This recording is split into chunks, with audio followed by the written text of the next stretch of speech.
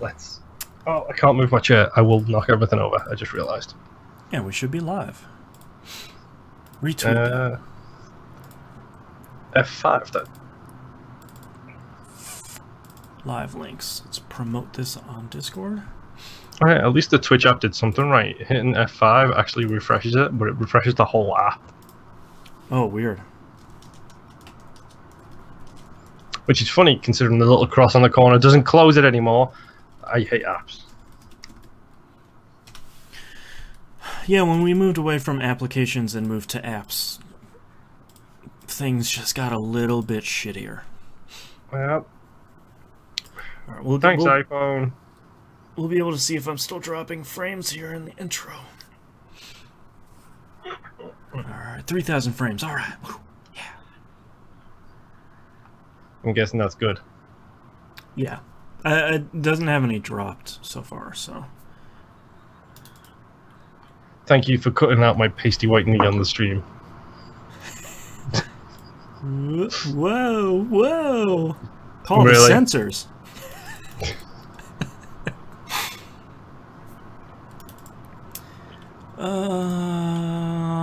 Shit, what was I just gonna do? I have the show notes open. By the way, I'll put a promotion here too. If anyone watching live stream wants to see all of our notes for the episode, all 15 pages of insanity. All his notes. Yeah, that is straight from my fingertips while I was watching all the press conferences.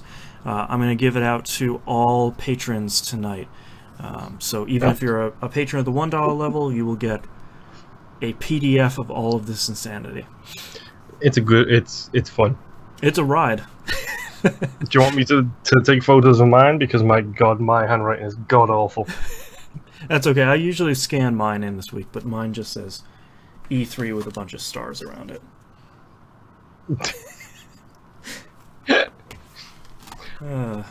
Here you go. Quick spoiler. There you go. Moonpier's missives. Wow. Look at that. Coming prepared. For anyone watching that isn't snarkiness, Moonpier comes prepared every single week. So. Oh, I need to open up chat here. 145 frames and 10,000. That's still not bad. Okay, so I'm doing something unusual, and yes, I got it. I know how Google Docs works. Stop telling me that every time I open it on a new... Oh, would you like to take the tour? No. No. Oh my god, I have thousands of documents. No. Yep. Alright, my bitrate is looking good. I'm waiting for the drop frames from that section, whatever the hell just happened then. Oh, was Twitch, was Skype weird? Oh yeah, you went Roboto for a second. The 1 week I need Twitch to be fine. Yep. The 1 week. Twitch, Skype, YouTube, whatever. Any of them. All of them. This is actually great because I have access to your show notes and you don't have access to my show notes. It's hilarity. Which, there's going to be a joke I will keep on destroying until it's not fun anymore. Probably by the time we've stopped talking about the Microsoft press conference.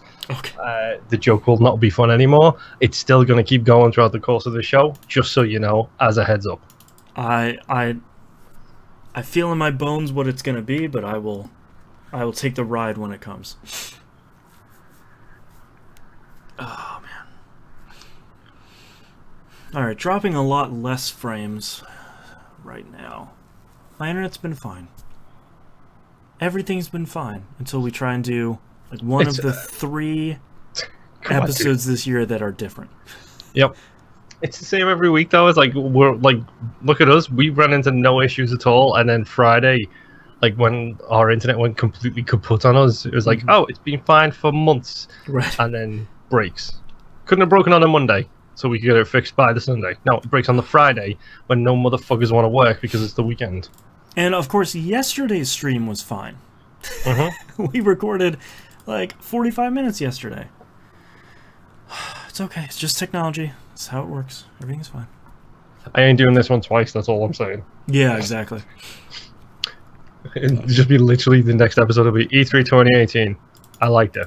I liked it too. Have a good show, folks. See you next week. Yeah. Our shortest episode yet. All right. You ready to kick this thing off?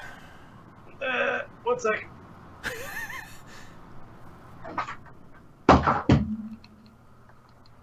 Now I am. All right. Let's get started here in 3, 2, 1. Welcome back to another episode of That Video Game Podcast. I'm your host, Boston. Joining me as always is Moonpier. Hello.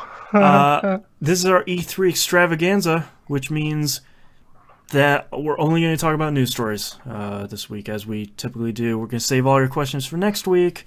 All the release, nothing gets released this week anyway, so it doesn't matter. You know what you've been playing.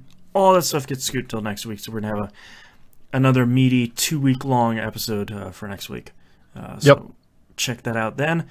We're gonna cover almost all the conferences. We're gonna scoot over one of them. We'll talk about later, and we're gonna cover all the conferences in order, and then sort of break down each one by the games that were shown in chronological order during the conference. So not going to be some highlight thing. We're going to talk about everything. Probably the only stuff we're not going to talk about is some of the smaller stuff that got shown on the floor after the conferences.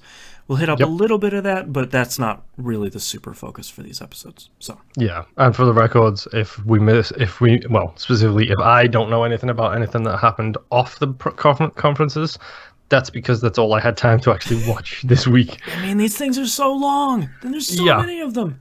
Literally, I wrapped up yesterday, and I didn't watch 2 of the press conferences. Yeah, I said don't worry about those 2, because, well, they're fine. 2 quick plugs here, though. We recorded the latest Game Club recap episode for Owlboy yesterday. It's going to be live in the feed the same time this goes live.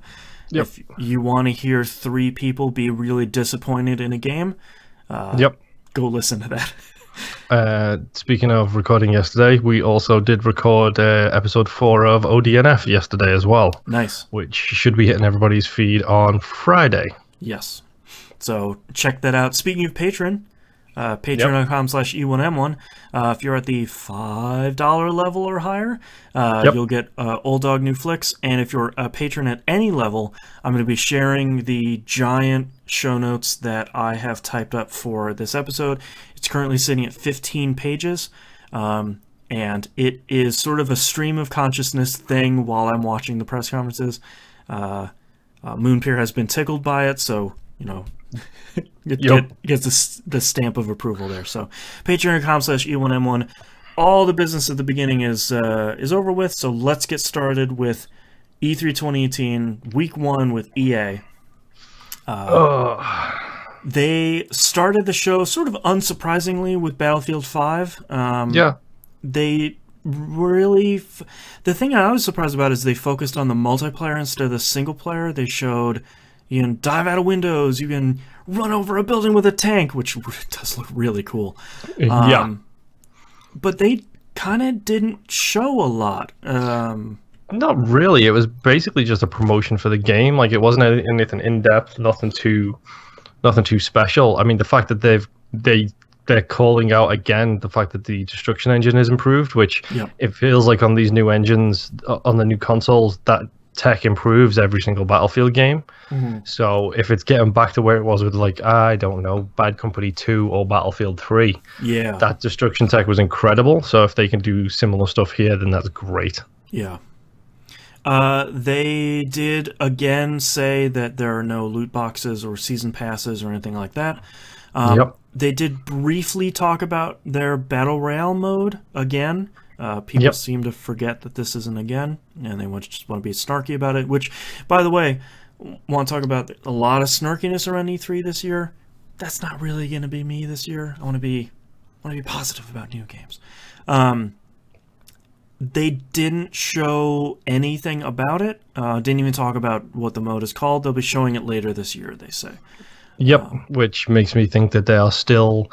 they've got the tech for it. They can run 64 versus 64 on PC, so we know they have the tech for it.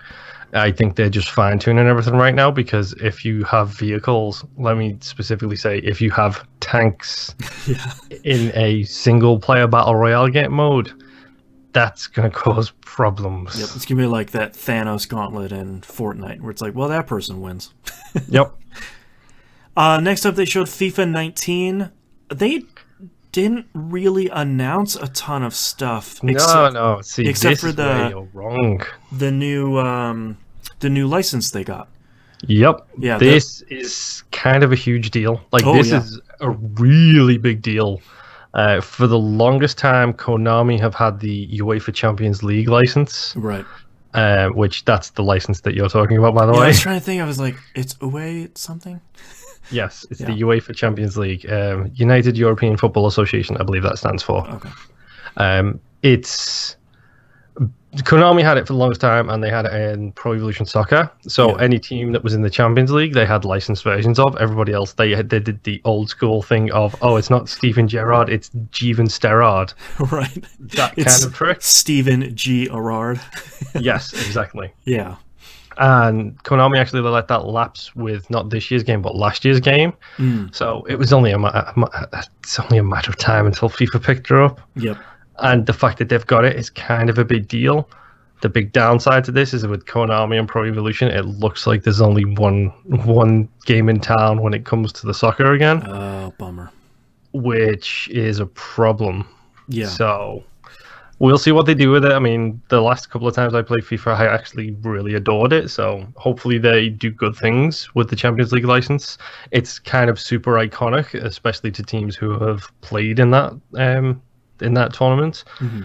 So it's kind of a huge get for them, but at the same time, it's like, I don't care that much. Right. Like, don't care that much to pick up FIFA? Not right now. Not when I trailed off so badly on 17 was the last one I played. Yeah, I think. Because they also mentioned they're putting some of the World Cup stuff in FIFA 18. Yep. So that was kind of nice that they covered both of that stuff. Do the sports games from EA typically show up in Access? They do, but usually it's the year after. Okay, so that's not so bad. Now 18 will be hitting the vault. Right. Just in time for you to get hype about 19 and possibly pick up 19 instead. Right. So they usually do drop them, but it's usually probably about 3 months before the next one comes out. They'll drop it into the vault. Yeah. Remember FIFA? Yeah. It's usually what it is. Yeah. Andrew Wilson was back on stage this year, thankfully not in the shiny suit, which is nice because he sort of looked like a Pixar villain in years past. Yes. He did announce a tech trial of their new upcoming streaming game platform, which doesn't seem to have a name, but I'm assuming it's just going to be part of Access or Origin. So they didn't really give a lot of details other than, hey, we're making a streaming game platform for EA games. Sign up for a tech trial. Yep, I hope so. Yeah. I mean, I hope it works. EA have got the clout for it. Let's see if they can pull it off. Yeah, and hand in hand, they announced EA Origin Access Premier, which is just word soup there, is a subscription service for Origin on PC. It feels very much like EA Access on the consoles, but with a little bit more rubbed in there as well. Yeah. I can't help but feel if this goes well, then we're going to be looking at EA Access and then EA Access Plus or EA Access Gold on the Xbox as well. Exactly. EA Origin Premier Console Edition. Yeah. They did announce as part of this that Madden is coming back to PC, which is a really huge get, because that's been... people have been asking for EA sports games to be on PC for 7-8 years since the last one came out, maybe longer than that for stuff like NHL and Tiger Woods. So maybe all the microtransactions has something to do with why they don't like putting them out on PC. Yeah, maybe because then Steam would be taking 30% of that, or they could put that on Origin now. Hackers would take 100% of that. It's true. Yeah, that is coming later this summer. The host for the EA press conference, who I actually really liked, she hopped on a seat and found what is his name from Respawn? It's Vinny, wasn't it? Oh, Vince Zampella. And they said, hey, man, what are you guys working on? He's like, oh, you know, we're working on some games. We're not really ready to talk about it. Whoops, we are. Star Wars Jedi Fallen Order. So they're making a Star Wars game. The only thing they didn't even show a logo or anything. They just said it takes place during the period when Jedi are being hunted, and it's coming out fall 2019. So that's what, episodes 2 and 3? Yeah, like 2, 3 before 4, maybe. I'm not like the super... I like the Star Wars movies, but that's about as far as I go. So, I'm not that'd be my wife. I'm not the person to deep dive into Star Wars lore. But I think when you talk about Respawn making a Star Wars game, that I get interested. Yeah, after their work on Titanfall, I'm 100% in for that. Yep. Not to mention, in my opinion, they made the best Call of Duty game. So, which one was that? Modern Warfare. Okay. Yeah, Zampella and West, the two lead and Respawn, are the people who made Modern Warfare 1. Yeah. I can never keep track of like which ones were the ones they did, and then like Respawn obviously made Titanfall 1 and 2, which are fantastic, but that lineage is hard for me to keep track of. Speaking of Star Wars, they showed off Star Wars Battlefront 2. They tossed a developer on the stage to say, hey, we screwed up. Yep, all bad. Yeah, they threw this guy to the wolves. I was pretty impressed with them getting on the world stage and saying, hey, we didn't get it right. We're doing better, and we're working hard to make that happen. Yeah. And then they said, hey, we're going to expand it to cover Clone Wars, which could be pretty cool. They showed General Grievous. They talked about Count Dooku. You know, they talked about, you know, the standard villains you would want for Clone Wars stuff. Yes. That seems pretty interesting, but I'm wondering how... I wonder that you probably don't have to sell very hard to the people that are playing that game still. No, I imagine the people who are still in are still in. I think they're trying to get as many people back in as they can get right now. That's their main target. It's like Destiny 2. They announce more DLC, and I say, okay. Yep. I'll keep playing Destiny. Sure, why not? You're already in anyway, so what does it matter? Yeah, exactly.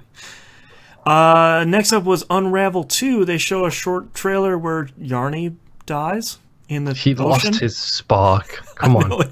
But it was very much like, what are you guys announcing? Like, is Yarny just dead? Is Unravel 2 never happening?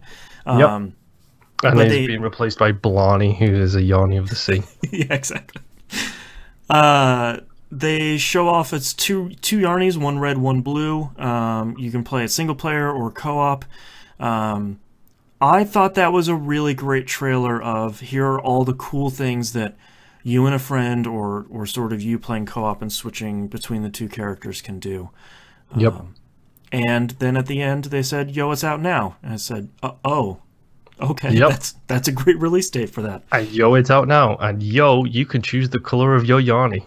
Great. That's cool. Yep. Oh, I know this because I started playing this game already. Yeah, and I should probably mention also our next Game Club game is the first Unravel.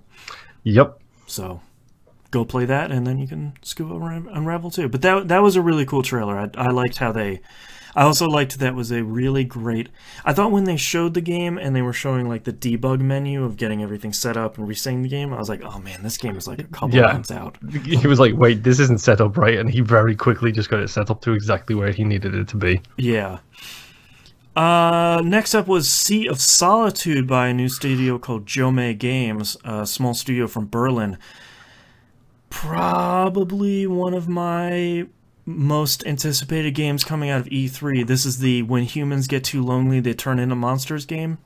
Yep, my notes for this say, yes please, loss of emotions plus balance it out. Yeah, I'm in for this 100%. It did give me a very... what was the game we played for Game Club? The roguelike boat game. Oh, you know the one I'm talking about. Yes. Flame in the Flood. That's the one. It gave me that kind of feel, but with a bit more Metroidvania in it. Yeah. I think one of the things that made me the most interested in Sea of Solitude was one of the women that's developing it got on stage and was very clearly very passionate about the game. Yep. And I think when you look, not to skip ahead, but when you look at E3, I feel like that's the stuff I loved the most this year, was the people making the game got to tell us about it and got to show us how passionate they were about it, and that makes me really excited about the game. Credit to her as well. She looked very nervous, but as far as I'm concerned, she nailed it. Yeah, 100%. I can't wait for that game to come out. That's when somebody in Discord, we had a, for anyone listening after the fact, we had an E3 2018 channel in our Discord server this year that was very, very active. Someone in there joked at me and said, you need to add this to the game club list immediately. Like, that's exactly the sort of game it is. Yep. Next up, they showed NBA Live 19, which is 100% out of my area of expertise and mostly looks like it's more of the same, for better or for worse. My note for NBA Live 19 says, no thank you. Yeah. This sports game. You're not listening to the show for sports games, so. I play the sports games, but my experience with NBA Live is mostly negative. That's fair, yeah. They showed off Madden 19, which is probably the presentation I had the biggest problem with at E3 this year. They showed off the Madden 18 tournament winner, Young Kid. This, I feel like when video games are featured on the world stage, don't show someone who's a sore winner and a sore loser. I didn't like how they came out and said, like, this is this great kid, he wins, and he's also kind of a turd. Yeah, but he was also on stage with a guy who played for a team who called himself like the king of the touchdown celebrations, which is basically the exact same thing, but in the real sport. Right. So if Nobody they're going wins. for the audience for that sport, then they have nailed the audience for that sport in both of those people. So that's fair. That's fine. They also didn't show a lot of Madden otherwise, so I think they're basically just saying, like, hey, do you want a new Madden? Because it's coming. Yeah, November, probably. Shocker. Madden is going to be out again. Yeah, so weird. They showed off, someone from Redwood Studios came out, and they started showing off... Let's just talk about that really quick. Okay. So someone from Redwood Studios shows up, and this is one of the few moments my wife happened to be walking through the room as this was happening, and I literally perked up in my seat. I was like, Redwood Studios. Oh, you've got my attention, sir. And then what is it? It turned out to be CNC Rivals, which they didn't mention at the beginning of the play demonstration, I guess. It's a mobile CNC one-on-one game. Their direct quote was they're going to reimagine RTS games for mobile. And I have so many thoughts about this because I think I'm, unlike a lot of pundits I've seen online, I'm not dismissing this game out of hand just because it's a CNC mobile game. It looks cool. It looks cool. Really cool, and totally not for me. Yeah, I did that whole Clash, whatever it was, where it was the tower like Clash Royale and all that. I did that. It sucked me in, and then I backed the hell out because I don't want nothing to do with that type of thing anymore. Ditto. But bringing up the CNC name for this feels bad in my heart. To me, it's not even the CNC name because that name means nothing anymore. Not after the whole free-to-play whatever it was thing they did. For me, it's bringing up the name of Redwood Studios. It's like, oh, Dune 2000, where are you when I need you? Yeah, like just retire that team and that team name. Just bring up. And I think the weird thing is, if you would have named it something other than CNC Rivals, I don't think the name helps the game that much. No, I don't. I feel like most people, if they didn't watch the press conference and they go and they see it in one of the app stores, you know, a couple months from now, and they say like, "Oh my God, there's a new CNC game that's on my phone," and they play it and they go, "This is not CNC Command and Conquer." I feel like you're sort of screwing yourself at both ends. You have a bad coverage at your press conference, and then you get a 1,000 or more 1-star reviews in the App Store because people are like, well, this isn't Command and Conquer. Like, what are you doing? So there's no winning at all. The name doesn't have the cachet you think it has anymore. And in the middle of seemingly a pretty inoffensive EA press conference, Everything was going smoothly up until this, and it's just very weird. EA then mentioned briefly that they donated over $1 million to 3 charities. Most of them seem to be anti-bullying. What a coincidence! The company that makes their money off psychologically bullying you to buying loot crates donate to anti-bullying. I said I'd be positive about E3 in general. $1 million isn't enough. Nope. Number one, it's not enough. Number two, put 2 more zeros after that, and now we're talking.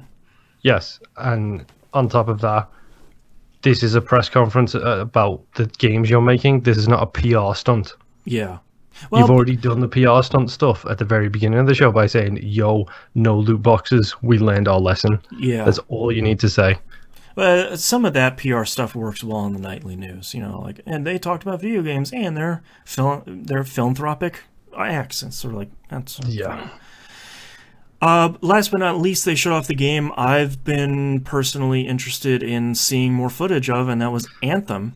Yep. Because I wrote in Discord, I sort of have been accidentally on a media blackout on this, because like a trailer will come out and be like, oh cool, I'll watch that in a little bit, and then never. 6 months later you still haven't. Yeah. Trailer said it was in-game footage, coming out February 22nd, 2019, PC, PS4, Xbox One. They showed off sort of a ton of stuff. Yep. My first note here says, don't get hype. Yeah, I think it's really easy to look at they didn't even show a full mission. Later on, they show highlights of a mission called Scars and Villainy. And some of the YouTubers I watched got a chance to play sort of pieces and parts of that mission. They weren't showing the full mission from front to back. It's easy to see how Anthem is taking the lessons learned from stuff like The Division and Destiny and shared world shooters like that, and sort of saying, we're going to make a BioWare one. And I hope they do. I legitimately hope they do. Yeah.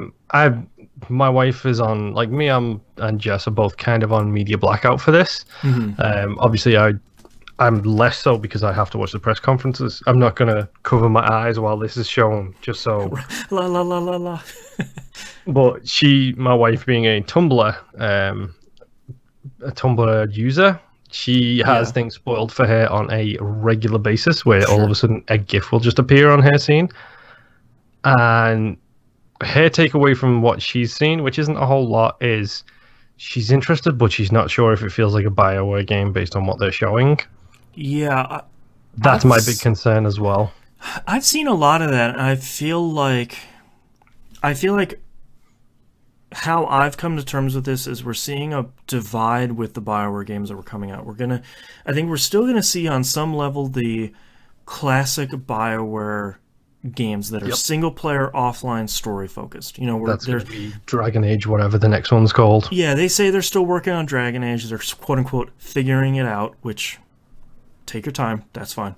And I think we're gonna start seeing the other half of BioWare, which is going to be things that are more conventionally modern. Like this is a shared world shooter. I know they're pushing some stuff where they say, there's your headquarters, and I saw someone online liken it to your headquarters in Monster Hunter World, where there's portions of it where people are with you, and there's portions where it's just you. And it sounds like the portion where it's only you and no one else, that's where they're delivering the story. To be honest, like that idea is good for me, but they have to deliver a proper story section in there. They can't be no Destiny 1, Destiny 2, all the stories in the hub world, because there is no story there. Right. They can't be a Hunter World one, because there is no story there. Right. It needs to have the story. That is, I will buy this game, I will play this game, I will probably love this game based on what I've seen so far. But at the same time, hopefully they maintain some of the stuff that I love about BioWare, and if not, like you said, there is going to be a Dragon Age right around the corner for it. Yeah, and I feel like if any if there were a handful of companies that would be able to figure out a shared world shooter, a lot of people are calling them looter shooters, and that term just grates on me. Thank you, Borderlands, for creating that. Yeah. I feel like if anyone can figure out a shared world shooter, it'd be like, okay, well, Blizzard and BioWare are probably two companies that can figure out how to get gameplay right and get a story in there. To be fair, Diablo 3 wasn't the strongest on that, but, you know... They changed it. Well, from a story standpoint, Diablo 3's story was a little bit... True. A little bit fine, but maybe not super great. Guess what? The devil's here. Yeah. The one thing I really enjoyed, and if you've seen me being grumpy on Twitter, you've probably seen some more of this, but one thing I really enjoyed was them talking about your javelins are the suits.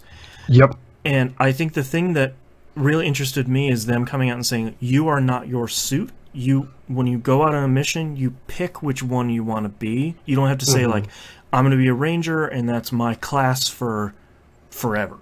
Yeah, the opposite of Destiny, where you are not your character, you are your class. Right. And I'm excited for that, because I think I like that better, but I'm already grumbly about it, because I'm already going to know you're going to run into somebody that's like, hey man, I'm a ranger, that's what I do 100% of the time, I don't care what this mission needs, I'm good at ranger, all you guys need to change your class. It's like... That's where the best community on the internet comes in. That's right. Really quick, like I've made a couple of notes for this. My second note, other than don't get hype, is Muse song. Yes, please, because they did a remix of a Muse song as trailer for it, which I love when bands I know get used, because I don't have that broad of a knowledge. Spoiler. And Muse is great, so. Yeah. My third note for this is Warframe plus Destiny plus BioWare RPG. I'm in. Yeah, just sold. Yep, that's what everything I'm seeing about this. That's exactly what this thing sounds like. It sounds like those three games kind of blended into one. And they did make a specific point to say that they are not doing loot boxes, no ability to pay for power. They pushed that really hard. Yeah, they did mention they will be doing cosmetic stuff. Yeah, and they very specifically said, we will allow you to pay for cosmetics, but you're going to spend money on buying the thing you want, and you're not going to be opening loot boxes. So, okay. I mean, it's still not great, but it's the lesser of three evils. So it's the lesser of six evils at this point. Come on, there's so many variations. Yeah. But that's what they wrapped up their conference with. How did you think EA did for their show this year? I thought it was okay.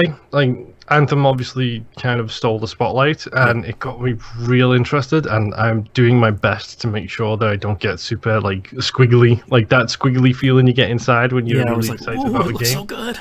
Yeah, I'm doing my best to avoid feeling squiggly about it, but otherwise, it was more of the same from EA. Like, it was pretty much par for the course. It was, oh, hey, guess what? The two exceptions, really, three, CNC Rivals. Unravel 2, I was not expecting that, because I haven't heard hide nor hair of that coming out. And Sea of Solitude, those three was just like, okay, you've got me for at least 2 out of your 9 games that you showed this year. So yeah, I agree. When you look at EA in 2018, they're putting out your standard E3 press conference. They're hitting all the notes you want them to. They're showing all the stuff they really need to, especially with Anthem. And they've got 1 or 2 surprises, and then they call it a day after about an hour to an hour and a half. So nothing wrong there. Let's hit up the first of the big 3 here, though, next with Microsoft. They started out with a trailer. I didn't know what it was for, and then Master Chief's helmet is on screen, and yo, it's Halo Infinite. Please tell me it didn't take you until you saw the helmet to know that that was a Halo game. It 100% did.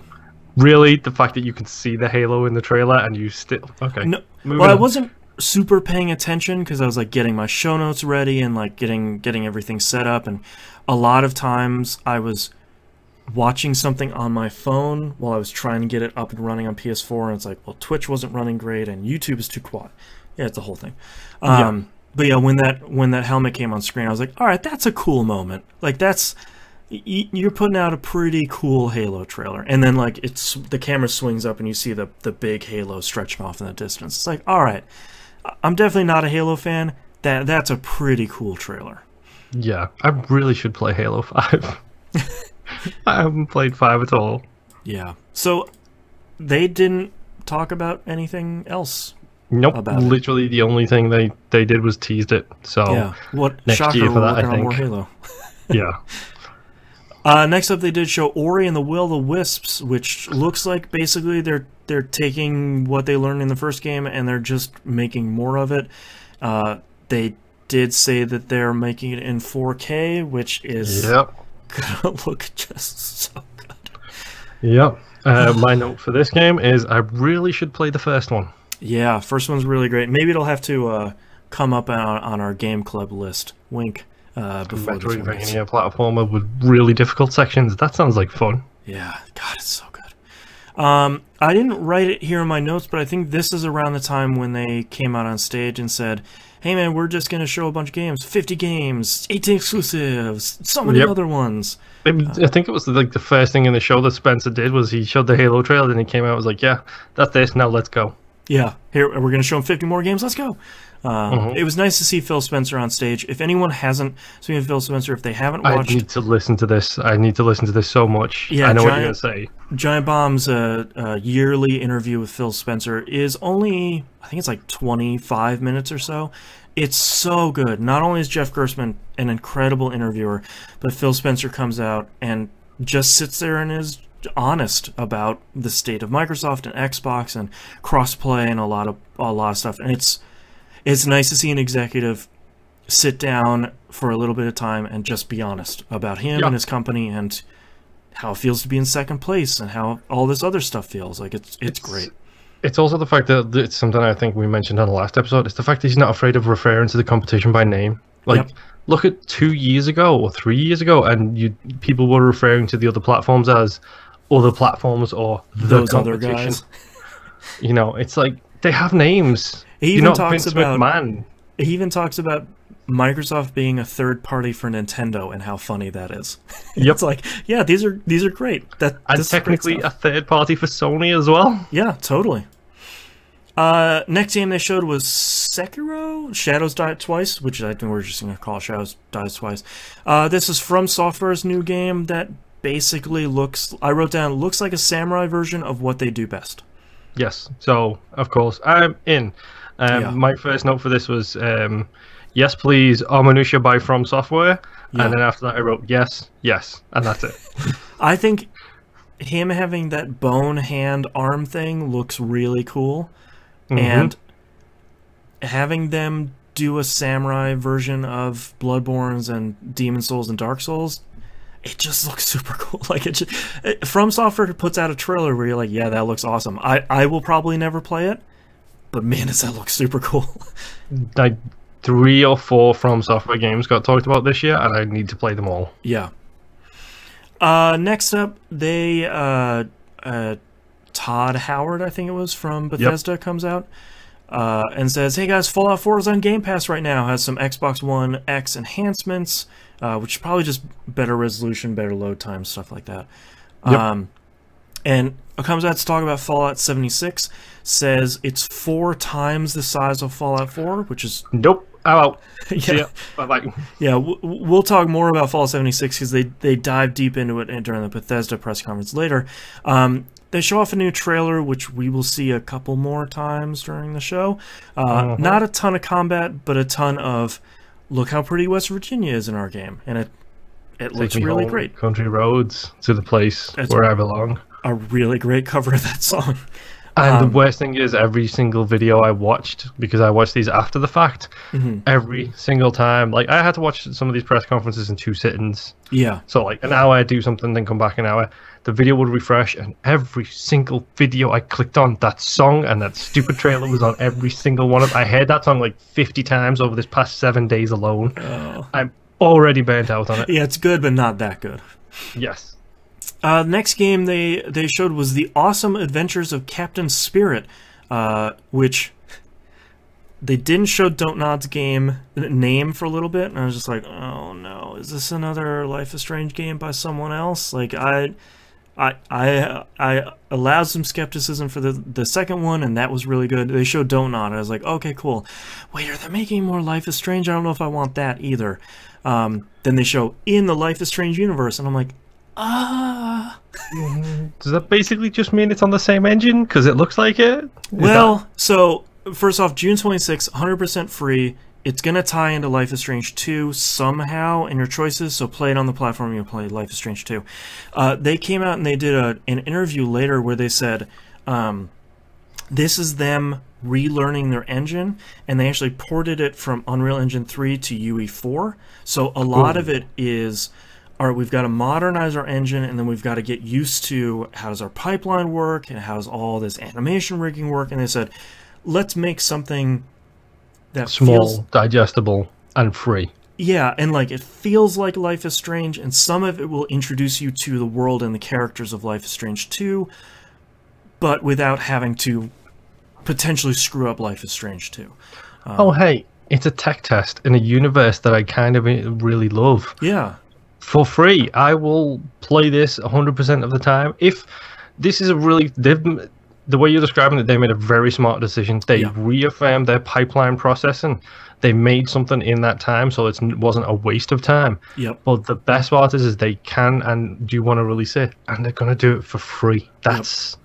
Yeah, they made this the smartest thing they could do. There's a really great interview on Gama Sutra with two of the people on the team, specifically about their art pipeline, where they're sort of saying... I won't talk about the whole interview, but a lot of it was, you know... Obviously, some of this superhero stuff can't carry over to Life is Strange 2. Do you feel badly about just throwing out all these assets you made? And the answer was sort of like, no, because we learned X, Y, and Z about our engine and, you know, all this stuff we just talked about. So, really cool interview with them. Yeah. Next, they showed Crackdown 3, which was an incredible Terry Crews trailer. Yeah. Terry Crews yelling and blowing stuff up. It was a really good trailer, but I think the fact that this leaked, the delay on this leaked like 2 days before, the fact that they showed this here again, and they actually gave the release date, but this felt like there was no wind behind this game in the actual press conference room. Yeah, it's sort of weird because I was surprised they announced the delay 2 days before. I almost feel like they wanted that to not be the story, and they wanted the trailer.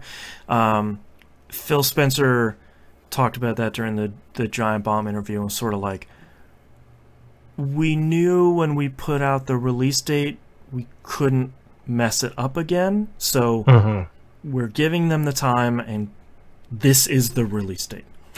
Yeah, sort of under his breath, or else. Yeah, the Final Fantasy one, where they were like, this is the release date, we're not going to delay it, and then they delayed it. Right. Hold up. Recording our episode. There we go. They showed off really briefly the Nier Automata Become as Gods edition. Comes out June 26th, $50 digital only, and supposedly has some sort of Xbox One X enhancements, but they haven't really said what that is. So yeah, well, hey, it's a well-regarded game. Yeah, and it contains all the DLC too. Yep. So, I know some people are bummed out it's digital only, but I don't know, talk to Limited Run Games. They might put one out, or Square might put one out later. Like, you never know. They showed off a trailer for Metro Exodus, which I haven't played any games in the series, so to me it mostly looks like a really great game that has really interesting story. But I don't necessarily know. I don't necessarily know what's different between before and after. So yeah, my note for this one is I should really play the first two. Yeah, I keep thinking that, and I have them both. Yeah, they're probably part of Game Pass now too. Knowing Microsoft, I literally have them installed, and I still haven't played them. There's too many games. Next up, they showed Kingdom Hearts 3.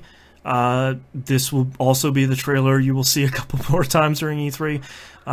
Showed off a bunch of new worlds, Tangled, Frozen. They showed off some Wreck-It Ralph stuff, you know, sort of some Monsters Inc. stuff, you know, the worlds they've been teasing for a while. Yeah, the things we learned from this is Square really likes Elsa. Yes, Square really, really likes Elsa, which is odd. Which weird moment to put in a plug for, but if for those of you who have not, well, obviously you haven't listened to this month's ODNF, but I'm going to announce it right now because it's hashtag related. Next month's ODNF is Frozen, because I have never seen Frozen. I have a child, so I see it around once a day. So I'm very excited to listen to Old Dog New Flicks. They again reiterated the January 29th, 2019 release date. I added ... probably. Yep, we'll see. I still have it pre-ordered. I've been sitting pre-ordered on Amazon for 4 years. So. I mean, the thing with me with this is, like, I love the Kingdom Hearts games. The story is batshit crazy, but I still absolutely love it. And it's one of those moments where it's like, I kind of really want to deep dive into this, but I'm also terrified because of how long it's been since I played the last two and the 17 games that have come out between now and then. Yeah, we'll talk about that a little bit during the PS4 one, but someone, I wish I could credit them and I don't remember who it is.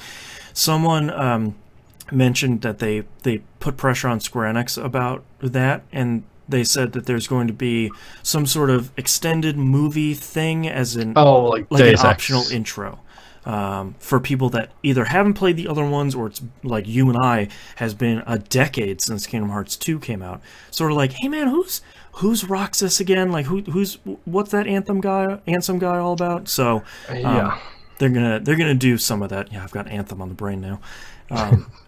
But yeah, they're gonna be doing something about that.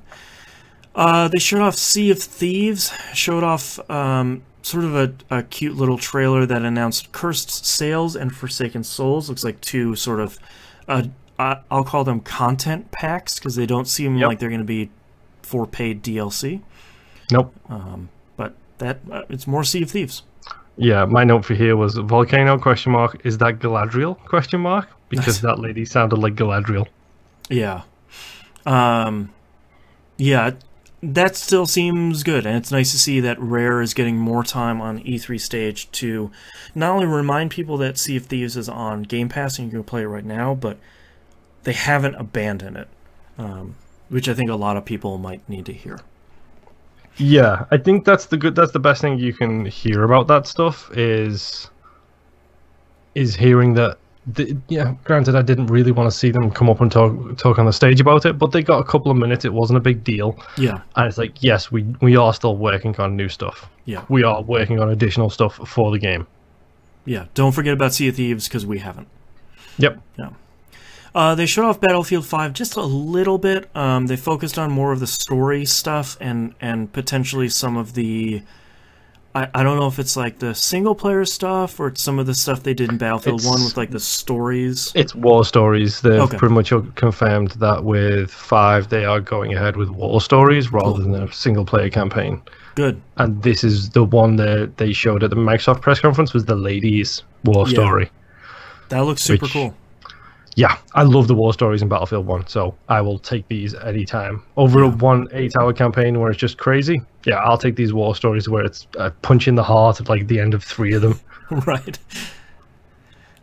They showed off Forza Horizon 4, which I just have written, yes.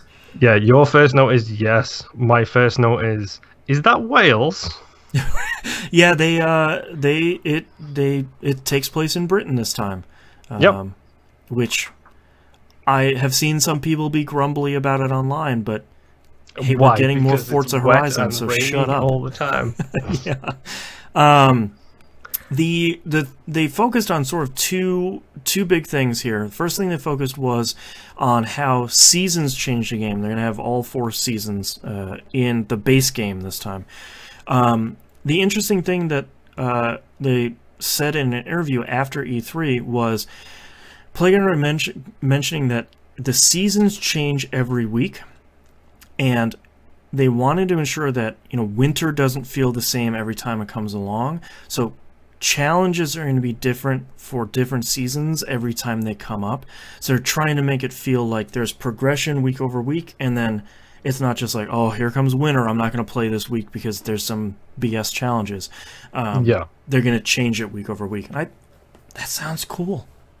That sounds great. I'm 100% in on this. I wasn't sure if I wanted another Forza Horizon after still trying to play Forza Horizon 3. Yeah.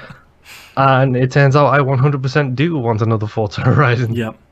And the other half of what they showed was they showed off a ton of multiplayer gameplay with what seemed to me more than what they did in Forza Horizon 3. It seems more like what Burnout Paradise did with their multiplayer, where it's like, we're going to go here, we're going to hit this jump, and we're all going to compete on how far we do on this stunt jump or whatever Forza calls it. Yep. Like a party mode, essentially. Yep. Which and that's awesome. I'm fine with that because that was the best part. The part that concerns me is the online multiplayer lobbies. Very much similar to the very first Need for Speed that was released on the Xbox, the new generation stuff. Mm-hmm. When they released the first Need for Speed on that, and it's all multiplayer. And you can be in the middle of a race, and if it's a close one, and a human player comes around the corner and then smashes you off the road, and you have to... That's my main concern. Yeah. How trolley will it get? Right. It's coming out October 2nd, included day and date with Game Pass, which means I gotta get Game Pass for real before October 2nd. They surprisingly came out on stage and said, hey, we're starting or purchasing 5 studios. Which, this surprised me. Number one is exactly what they needed to do. They start off by saying they founded a new studio called The Initiative. Didn't really have anything to announce, but was just saying, hey, we got a new studio making games. Yep. They purchased Undead Labs, which is the company that did the State of Decay games, which is a great pickup for them. State of Decay 2 is great and doing well for them so far. They picked up Playground Games, which... unsurprising, to be completely honest. Unsurprising. The thing that I wasn't expecting him to do was go on a stage and saying they're bringing their open world expertise to other games. And on my notes I wrote Fable ? Because that was the rumor from about 6 months ago, was that they were working on a new Fable game. So I'm wondering if that lends a little credence to them. They already own Turn 10, right? Yes, Microsoft, pretty sure they bought Turn 10 after the first Forza game, I think. Yeah, so they just made it a package deal. Yep. They surprisingly bought Ninja Theory? I was very surprised by this. I don't know if it's the Ninja Theory or the Ninja Studio I would have gone for, but good on them. Ninja Theory makes some really good games, so And Ninja Theory came out during E3 and said, like, what Microsoft wanted to do and why we had them purchase us is they wanted to just give us money to make more games that we're already playing. Like Hellblade was obviously a success, and they did that purely by themselves. Now they're saying they just want to give us cash and give us a safety net. And it's why would you say no? Exactly. Yeah. And last but not least, the real surprise for me is they bought Compulsion Games, which is developing We Happy Few. That was a big surprise for me, but in my opinion, that should have been the second thing they talked about. Yeah. Picking up Compulsion, because We Happy Few has been in early access now on Xbox alone for, almost a year? Was it last E3 or the E3 before that they really start to early access? I think it was last year, yeah. I'm sorry, but if... out of all of them, there was announcements, Ninja Theory is the showstopper for them. So you end with Ninja Theory. You don't go from Ninja Theory, whoa, Compulsion Games, oh, big whoop. Put We Happy Few isn't even out, and the early access they had was a survival game. And it was not received well. No.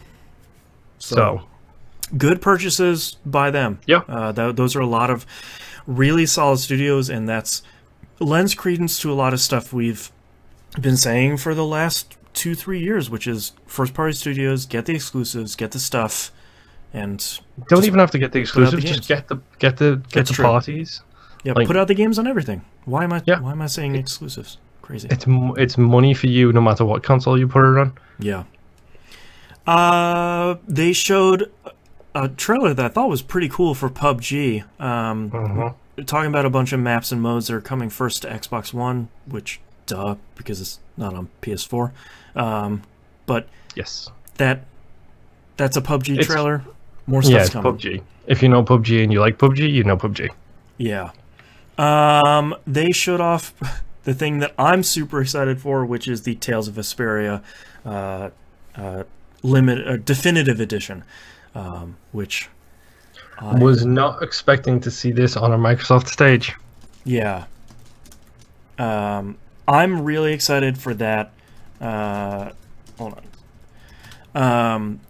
Because number one, this is one of my favorite JRPGs of all time.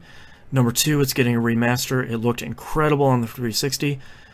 It has so basically, Tales of Vesperia came out in Japan on PS3 only. There was another edition that had 2 new characters and a whole bunch of extra stuff. We never got it over here, so this is the first time we'll be seeing all the extra stuff along with it. People need to go buy it. It's coming out PS4, Xbox One, and Switch. It's gonna be good. Yeah, I think I might have a disc-based version of that game in my 360 folder. Yeah, I think Tales of Vesperia is really great. I've never played it. I should really play this one. You have a dog that smokes a pipe. Yep. Fights. And for anyone that doesn't know what the Tales games are, Tales of Vesperia is one of the better ones because it's, instead of it being a turn-based RPG like a lot of JRPGs are, it's basically an action RPG brawling game, which is just really great. So winter of this year, it's coming out. No specific release date yet that I've seen, but go buy it and go play it. I will be. Yeah, 100%. The Division 2, they showed off a bunch of gameplay, showed parts of basically a mission where you're storming Air Force One, a crashed Air Force One. That looks good. That looks like we'll talk more about it during the Ubisoft one, but looks like more Division so far. Holy hell, beautiful is my first note. Yeah, really good looking. Yeah.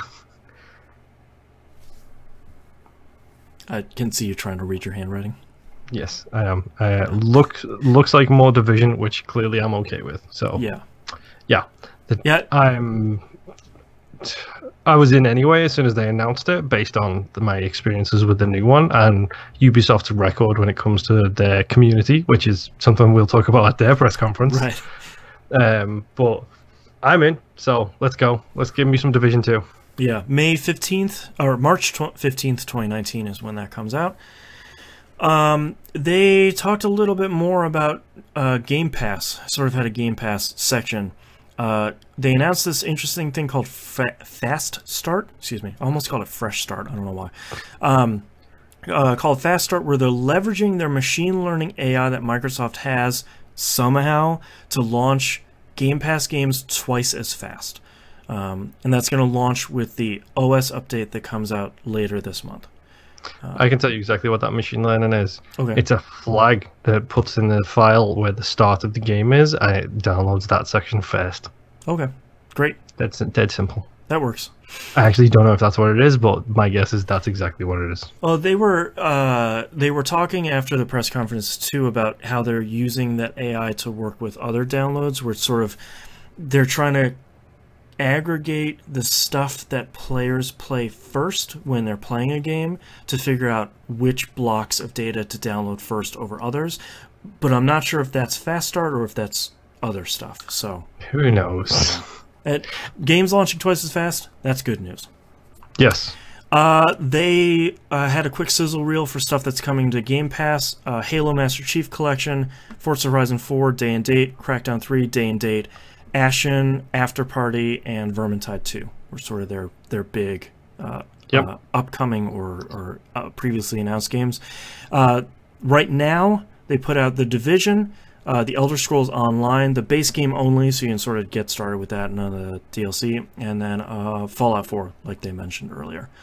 And then they showed a big sizzle reel of games where I sort of hit the highlights here. Golf Club 2019, Below, which is very exciting.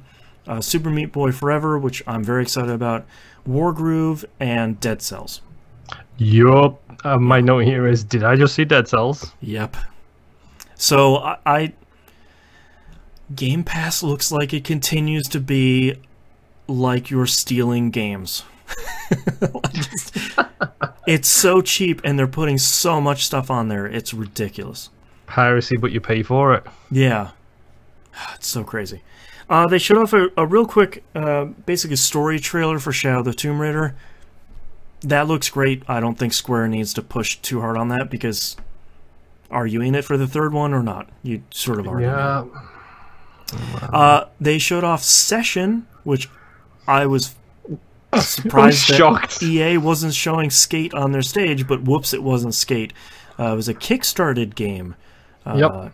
And it looks basically like Skate 4. Yep. My note here is does it control like Skate? I'm in. Yeah. I think if you can nail the controls on that, that's probably going to be pretty great. Yeah. They showed off a little trailer about Black Desert, the MMO. That's going to be in beta this fall. You already know if you're not going to be interested in it or not. Yeah. At the very least, you can try the character customize. Yeah. Exact same note. Play the character customization. That's all you need. Yeah. They showed off a really surprising trailer for Devil May Cry 5 that looks so good. Guess what my note for this is? I really should play the last one. Yeah, Devil May Cry was a really divisive game, but it's one that I really liked, and I'm glad that they are leaning more into the sort of art style that Devil May Cry, the most recent DMC did, instead of saying like, no, we're just gonna make the old ones again. Yeah, I like that they did that. I did like the tease at the end of the trailer though, where it showed young Dante with long hair. And I was thinking, oh, well, there's a nod right there. Yeah, who all's in this game? Crazy. It comes out spring 2019. They showed off Cuphead: The Last Course. Looks like there's a bunch more levels, a new character, and your sort of standard DLC. That's coming out in 2019. One of my games of the show. I'm glad they renamed this game. They showed off Tunic. Yep.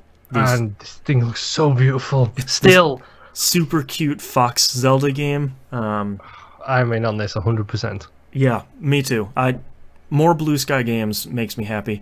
I had forgotten to write it down until Tunic. They called it a console launch exclusive, which is one of my favorite terms that they were using during this show. Yeah. Which basically means it's going to come out on PC day and date. Yeah. And like PS4 and Switch 6 months later or something. They showed off Jump Force, which is so yeah, let's really mention this. Yeah. I saw this trailer, and I don't mean to cut you off here. No, you're fine. I saw this trailer.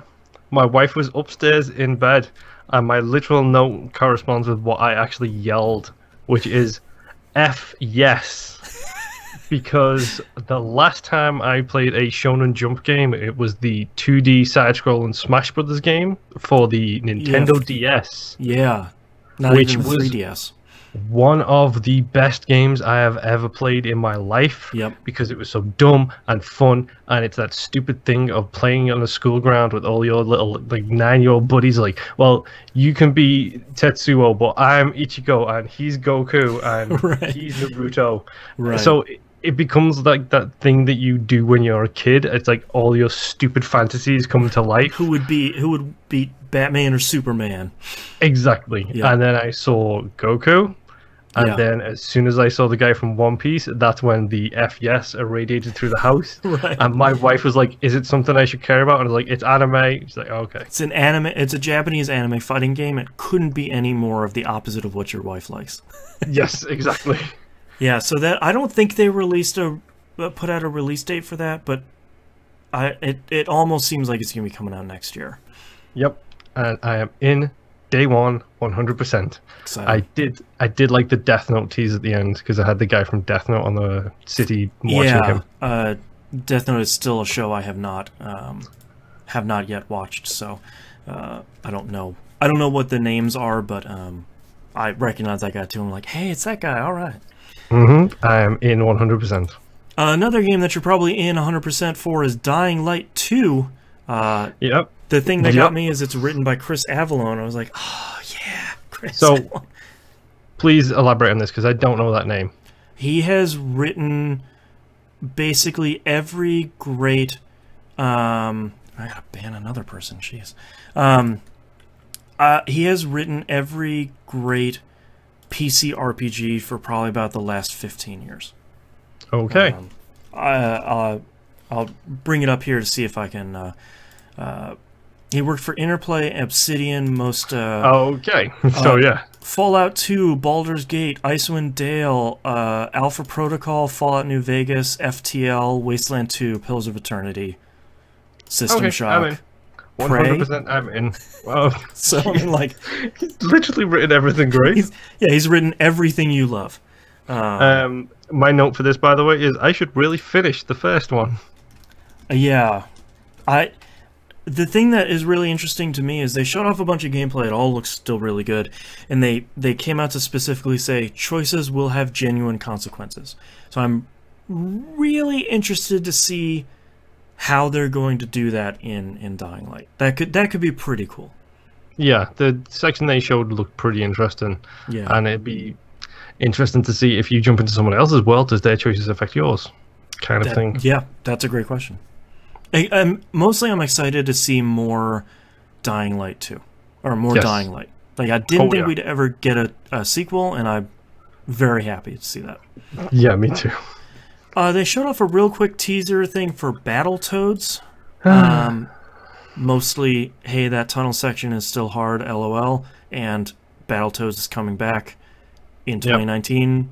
I didn't see a studio associated with that, but I'm going to assume it's Rare, because that's Rare's game. Yeah, my note for this one is new game, question mark, lol. Yeah, like, I still don't even know, is it a new game, or is it a remaster of the original? Like, I don't... Who knows anymore? Yeah, I'm not even entirely sure. They showed off Just Cause 4. This probably wasn't the best thing we saw of Just Cause 4 from E3 overall. But they showed... No, that goes to the Square press conference, I think. Yeah. They showed off a little bit of it and then said, hey, it's coming December 4th, 2018. That got spoiled on Steam the other day, so... Of course it did. Whoops. Why wouldn't it? I don't know if you saw that, but basically when you fired up Steam, there was one of those, like, news stories on that window that pops out and it says, Just Cause 4, December 4, pre-order now. Just like, oh. The Steam, about as trustworthy as Walmart of Canada. Yeah, exactly. They showed a quick trailer for... Oh, I'm missing Gears Tactics, which I think is the first Gears game they talked about. Yep. Well, no, they talked about Gears Pop first. Yeah, which is... I don't like Funko Pop. So, this is not a game for me, but to be fair, they didn't show gameplay, so I'm not sure what it is. True. If it turns out it's an SRPG with Funko Pops, it's going to be the hardest decision you've ever had to make in your life. No, because I really hate Funko Pop. So you and my wife are literally the opposite people to each other. I know. It's really great. They did show off Fallout Tactics, which does look like a cool sort of tactical isometric... Gears Tactics. Gears Tactics. What did I say? Fallout Tactics? You said Fallout Tactics. That was another game. I don't know if that game was ever good. Yeah, but they showed that. They didn't show a ton about that, but what they showed I thought looked...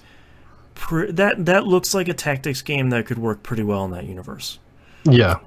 My note for this one is a Gears game for Boston at last. Yep. glad to think you're thinking of me. And then they showed Gears of War 5, which, like Gears 4, they just called it Gears 5 on stage.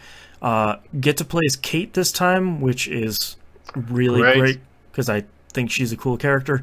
Without spoiling the end of Gears 4, it was really neat to show them pick up in the trailer on E3 from like the last minute of Gears 4, which is pretty cool. And I think me watching the trailer for Gears 5 was sort of like, okay, yeah, all right, I'm ready for another Gears game. Yeah, me too. Like, as soon as I saw that trailer, I was interested, and then I saw as you said, the mentions basically directly to the ending of 4. So I was like, yep. Okay, I'm in. Let's go. Coming 2019, Game Pass day and date. So good God, get Game Pass. Yeah. They came out to talk a little bit about two technology initiatives that they had before they showed their last trailer. They say they're working on a streaming service. No name, no date, none of that stuff. But their direct quote was console quality gaming on any device. They want to focus on Xbox One, PC, and phones. It was a lot of buzzword stuff, which makes sense because they're not launching. It's not like, it's out today. But yeah, it was interesting to see them come up on stage and say, like, look, here's the technology we're working on. We have a ton of hurdles to get over for game streaming, but we're working on it, and we're trying to make it happen. And then I think to allay some of fears that people might have, they say, don't worry, we're definitely working on the next Xbox, but that's also, you know, a ways out. But don't worry, we're not just going to go streaming. We're also working on another piece of hardware. Yeah. So, and then as... Oh, go ahead. I was just going to say, and then they essentially used the game, and I don't think I'm being hyperbolic here when I say this, but they ended the show with the game that stole the show from everything. Nothing else mattered at the end of this E3 except for this one game. Yeah, I kind of like that they cut Phil Spencer off by interrupting him with the trailer, sort of like... He's like, hi, thanks for showing up, everybody, have a good eat, and then his mic cuts. Yeah, and then the whole stage goes crazy. Couple of things. I really liked that they just dumped hundreds of Witcher 3 keys in the trailer. Yep, so good. And if you look online, they left a really long message to CD Projekt Red fans in their trailer again. It's like a couple pages worth of text. It's really good. They show off Cyberpunk 2077, which... it's just such a good trailer. Yeah. This game looks so good. It is. My note for this one is I should really play The Witcher. Yeah, you could have snagged one of those Witcher 3 keys. I own them both. I own 2 and 3. 3 is so good. I know. I don't know what else to say about this trailer other than it just looks really friggin' good. Like I didn't like Witcher 1 or 2 when I tried them out, and I loved Witcher 3 and dove really deep into that. And for me to see that CD Projekt Red is taking on what is the cyberpunk genre, which I really enjoy, and seeming to do it pretty well, that is checking a lot of boxes. Yep, so many mohawks. Yeah, so many digital mohawks. Yep. That trailer was so great. It did so much. It built the world in like 2 minutes flat, and I immediately felt like I knew what this game was about. Yeah. It's like, okay, I'm in. Yeah, and after the show, because I don't think we have it in anything else here, after the show they said that it's a first-person shooter, which I think is great. Yep. Good on them for tackling a different genre. Yeah. And someone, I think it was Daniel Dwyer that said on... Twitter, it's not a third-person shooter because you're not swinging a sword in a field. But they also said that during a lot of conversations, you'll see your character and other characters in third person. So it's not just like, here, make a character, spend 2 hours in the character creator, and then you never see him. You just see the arm and the hand. Like Deus Ex. Yeah, exactly. So I think that's a great way to finish the show. What did you think about Microsoft's press conference? I think it was a really good showing. I don't think they had enough coming out this year kind of things. Sure.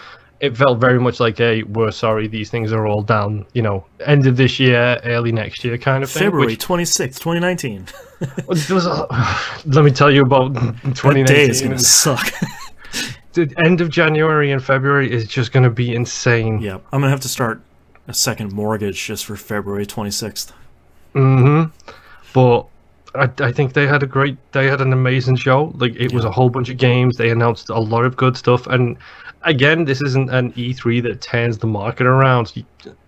We can't turn the market around on a dime. It's not that simple. But they're doing what Sony did 6 years ago, and they're laying the groundwork for really solid future stuff. So good on them is what I think. Yeah, I think for me, this is my conference of the show. I think they came out, they did exactly what they said. They showed 50 games, a ton of exclusives, which is not great, but it's something the platform needs right now. They purchased a bunch of companies or started a bunch of them. They showed Gears, they showed all the trailers you wanted them to, and they just kind of shut up and put up, which we've been saying for a while. It's like, just roll trailers and just show me the reason why I should be happy to have an Xbox One. And they showed 50 of them, basically. Yeah, they also showed at least 25 of them, where the reason why I'm happy I have an X.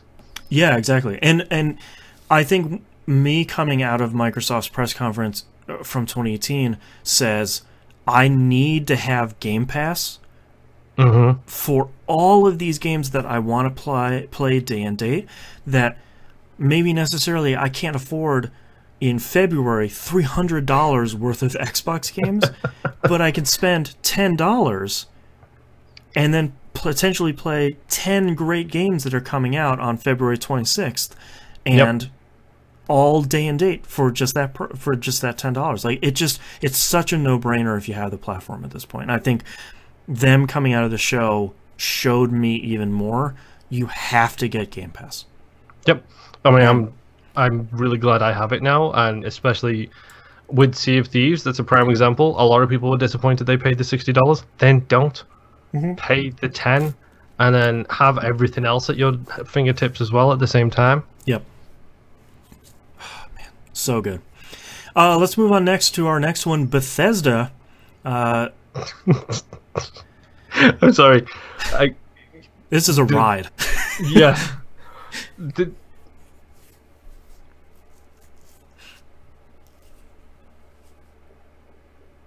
Oh, Moon froze.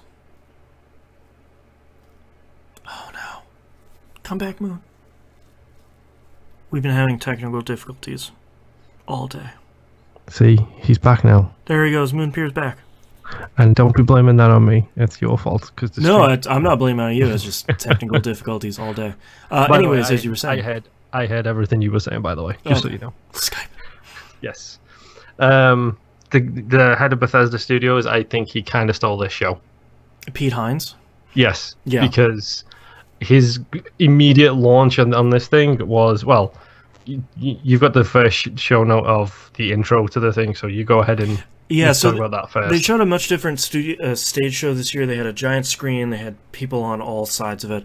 I really liked the studio tour at the beginning. They showed, people that were cooks and answering the phones and making sound effects.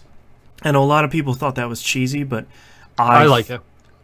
I think it's especially important to remind certain jerks on the internet that people make these games, and like, it's not just programmers and engineers and sound guys, it's also like catering. Yeah, like the people who clean the offices, like they also work for Bethesda. It's not just the dude who made the dog in that one game. Yeah, Todd Howard is not the only employee they have. Yeah, exactly. I did really like Pete Hines this year. Their theme this year is Create. Starting off the show, they showed Rage 2, announced a few weeks ago, direct quote, "Thanks to our friends at Walmart Canada." Who are known for their reasonably low prices and ability to keep a secret. Yeah, which is, I mean, 2 thumbs up, like, just get out there and just talk about it and just... Yep. Just say, like, you already knew what this is. We were going to surprise you, but hey, man, here it is. Also, Andrew WK is here live, and I thought they were going to have him come live and play that song and play a trailer behind it, but no, it was just he comes out, he plays a song, and then literally says goodbye and marches backstage.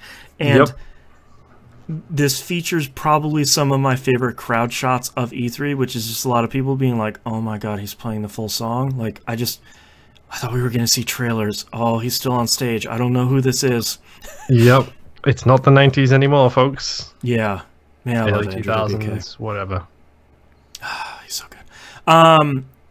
They showed a bunch of gameplay for Rage 2. They showed sort of a gameplay trailer.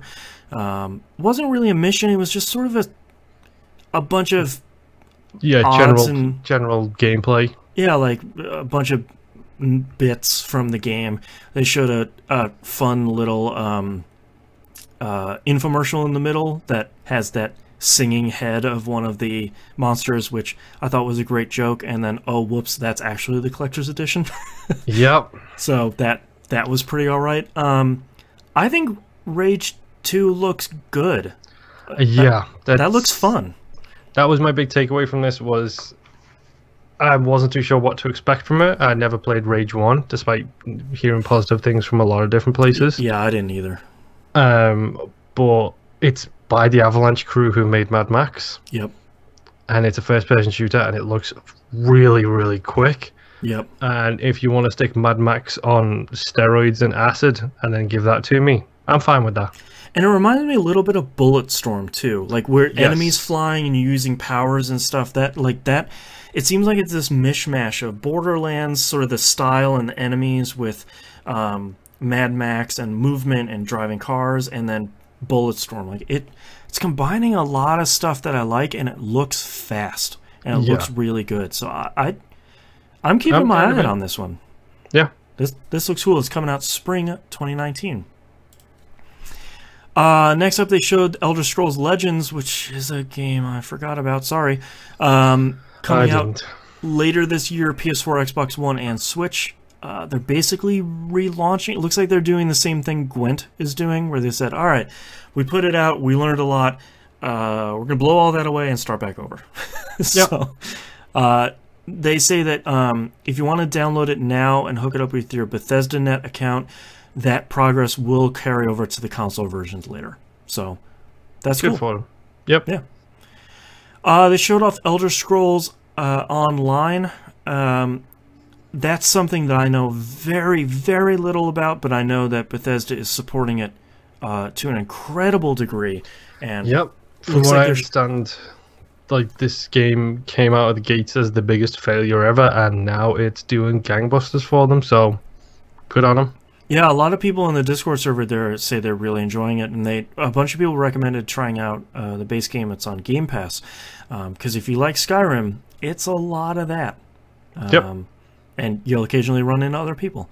Looks like they were showing off another expansion, but I sort of don't know if that's a new one or one that just came out. So, find your Elder Scrolls Online expert and go listen to them. They showed off the game that I thought was going to be Doom 2, but it's called Doom Eternal. Which is that basically just Doom 2? I don't know. Doom 2 was called Doom 2 Hell on Earth, which is a really great reference. They said, you want to see Hell on Earth? Well, we just teased it. Is really great. They understandably didn't show off a lot of details. They're going to show it at QuakeCon in August. Which makes sense. That they always show that stuff. Doom and Quake are always at QuakeCon. So it's the Bethesda event. So it's like not Captivate. The event. is Capcom going to be at Captivate? What do you think? Yeah, exactly. They showed off Quake Champions. They showed off a little bit of gameplay, some of the classes, some of the characters. They're opening up a trial of the free-to-play version, which I think has ended by the time this episode comes out. But if you grab if you grab the trial before it closes, you can keep playing the trial after the trial ends, which doesn't make any sense. But that gameplay trailer looked okay. That looked like a lot of Quake 3 with classes. Yeah, it did. And I've never played a Quake game, so I literally didn't care less. Yeah, I'm not entirely sure that would be the first one to play. I won't say to play Quake Online, because that's Quake 3 for me is like the pinnacle of where that franchise was, and it's free. So yeah. Then I have written down Prey. Hey, they showed more Prey. Hey, Prey's on stage. They announced that there's a new update available now. I'm sorry, I'm just looking at your notes here. It's great. Yeah. They added 3 new things to the base game for free. They added a story difficulty, which in-game it says... That game needed. Yes. It's even easier than easy. In-game it says survival is all but guaranteed. So it's basically like, hey, you're going to be pretty much invulnerable. They added New Game Plus, which I will talk about on TVGP next week, because I'm knee-deep in that thing right now. And then they added Survival, which is part of the next DLC we'll talk about, and it's basically making the game harder in different ways if people want to do that. It's optional for anyone that's starting the game. And then they announced Prey Moon Crash, which is available now, and they turned Prey into a roguelike. God, it's so good. I know you have already sunk a bunch of time into this, so I've been playing it basically nonstop. So yay, basically. Yeah, it's... I cannot wait to talk more about this on the show next week, and Moon, you said you already picked it up and haven't had a chance to play it, right? Yet? Yes, that is correct. So Moon and I will be talking about it in some form or fashion. I don't know if we'll do a special series about it, just a deep dive, or if we'll just talk about it on the show proper, but we'll let you know. But they turned Prey into a roguelike, and it's really good. They also announced Prey Typhon Hunter, which is a humans versus mimics multiplayer thing, as far as I could understand. That's coming later this year. The gist I got from this is it's prop hunt. Oh, okay. Where a bunch of mimics go and hide as props, and then the humans have to go figure out where the mimics are. God, that sounds so good. You know, Prey but prop hunt sounds good to me. Yeah. And there's actually even more stuff coming later this year if you own... So there's now 2 versions of Prey out right now. There's sort of regular Prey and then Moon Crash for the 2 halves of it. They also put out a Prey... It's like a complete edition or something like that. That's only, I think, $30 or $40. So it's cheaper than buying the 2 of them together. So if you own Moon Crash or the complete edition, they're just going to start putting out more DLC throughout the year. So that's really great. Prey is so good. Talked about Wolfenstein 2. They're going to put out DLC called Wolfenstein Youngblood, which jumps ahead in time to the 80s with BJ's twin daughters. And it is playable as co-op. That looks so good. That looks really good. As someone who didn't super enjoy Wolfenstein 2, that looks pretty good. Yeah, it does. They also announced Prey VR, which I don't think has a final title right now. No. You can play the competitive stuff in VR, that Typhon Hunt, but they also announced a single-player mode where you and some other TranStar employees solve puzzles. So... I really wish I had a VR setup for that. Yeah. That sounds pretty good. And then they announced Wolfenstein Cyberpilot. It's a VR game where you're a hacker that takes over Nazi robots.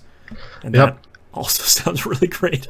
And I'm not going to mention it here on the show, but if you get the chance and you haven't seen the press conference, specifically watch Pete Hines talk after that section. About his famous statement about Nazis. He reiterates it. Yeah. It's so good. They then say, we know why you're here. I think it's to see where we're putting Skyrim next. And they have a trailer for this is great. Skyrim Very Special Edition coming out for Alexa, Motorola pagers, Samsung smart refrigerators, and Etch-a-Sketch. I thought that was a really great joke, and I thought it got even funnier because Skyrim is actually available for Alexa right now. Yep. So that's really great. I eat all the cheese. That was a really... It's nice to see Bethesda... poke fun at themselves. Yeah, like willing to have a little bit of fun with, we know you want another Elder Scrolls, so here's Skyrim on the Switch. You know, it prints their money. We do not get the right to complain because people keep buying it. Yep, and it funds stupid stuff like Prey. Yep. And Skyrim on Alexa, which is so good. Yeah. They, of course, came out to show us Fallout 76. They showed a ton of stuff.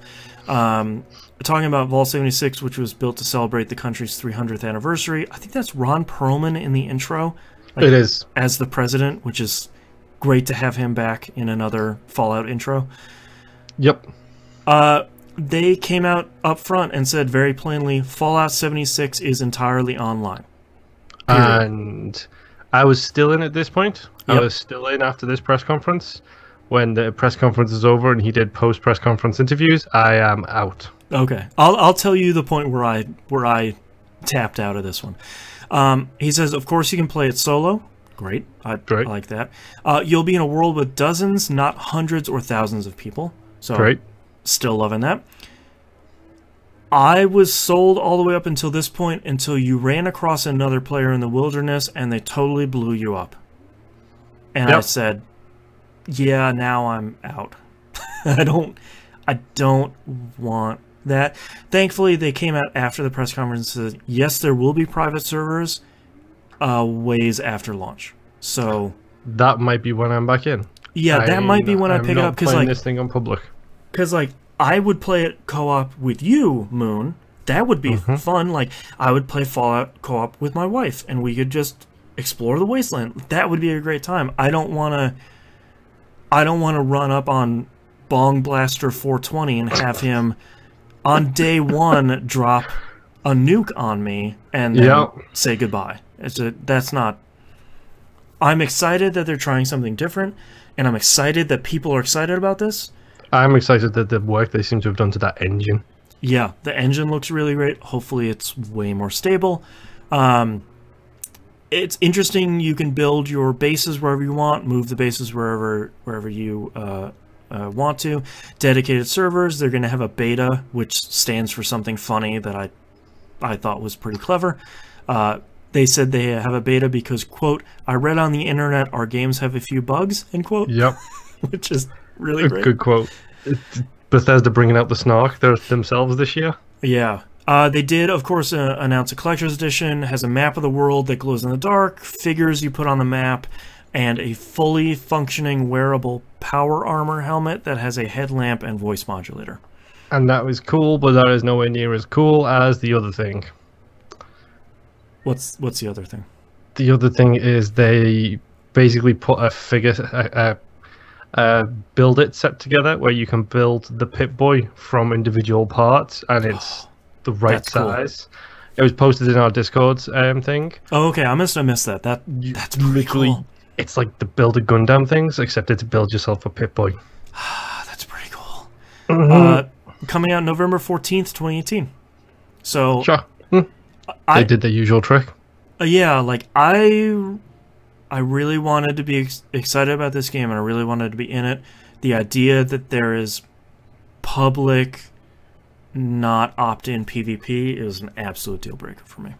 Yep, same for me. I was actually kind of okay with it at that point, because it was like, okay, 4 friends, we could probably handle stuff. Me, my wife, Rob, T-Bomb, whoever else, anybody else who wants to join in. Yeah, roll deep with the community. Exactly. Sounds so gross. But that could be manageable. And then they came out after the fact with the interviews and said, no NPCs except for robots. Oh, that's right. Yeah. So no humans on the planet except for other human players. Yeah. No NPCs at all except for robots. And what kind of story are we talking about you can do in quests if there is no NPCs in a Fallout game? Yeah, like all that stuff is fine, and I like that they're trying something different. Just not. I know there have been a lot of people being like, oh, nobody will be happy unless it's a sequel to Fallout 2 and it's 2D. That's not even it. I liked 3 a lot, and I would like New Vegas if I could ever find time to play it. And 4 was fine, but didn't really click with me. This really isn't what I want. Nope. This would be like if you announced this for Dragon Age. I'd be like, no, that's not what I want out of that series. You can keep evolving it, and you can keep working on new stuff with it, but this really isn't what I want. For me, it's just a case of I have no problems with this game. I have no problems with them making this game. Yep. I have got no problems at all with them putting this game out, or the fact that they used the Fallout name to do it. I have no issues with that at all. If this is your jam, go, enjoy, have fun. Yep. From the outset, this does not sound like my bag. Yep. And that's fine. I think that's a really important point, that we're not going to be the guys that are going to come out and say, burn Bethesda to the ground because they used the Fallout name. No. It's okay for something to not be for us. And this is not for us, for now I'm finding out a number of reasons. Yep. They did announce Fallout Shelter's third anniversary, and because that guy said it, it's coming out on Switch, was a direct quote. Came out on PS4 and Switch. Cool. And I've been playing it on PS4, and it works just fine. So probably a little better on Switch because you have the touch screen. Yes, the controls with that game is not great. Yeah, it's fine, but not touchscreen. And then they announced The Elder Scrolls Blades. It's a first-person RPG on mobile devices with console-quality graphics. This looks beautiful. I don't have a phone that could run this. Yeah, I have an iPhone 8, and I'm almost worried that I don't either.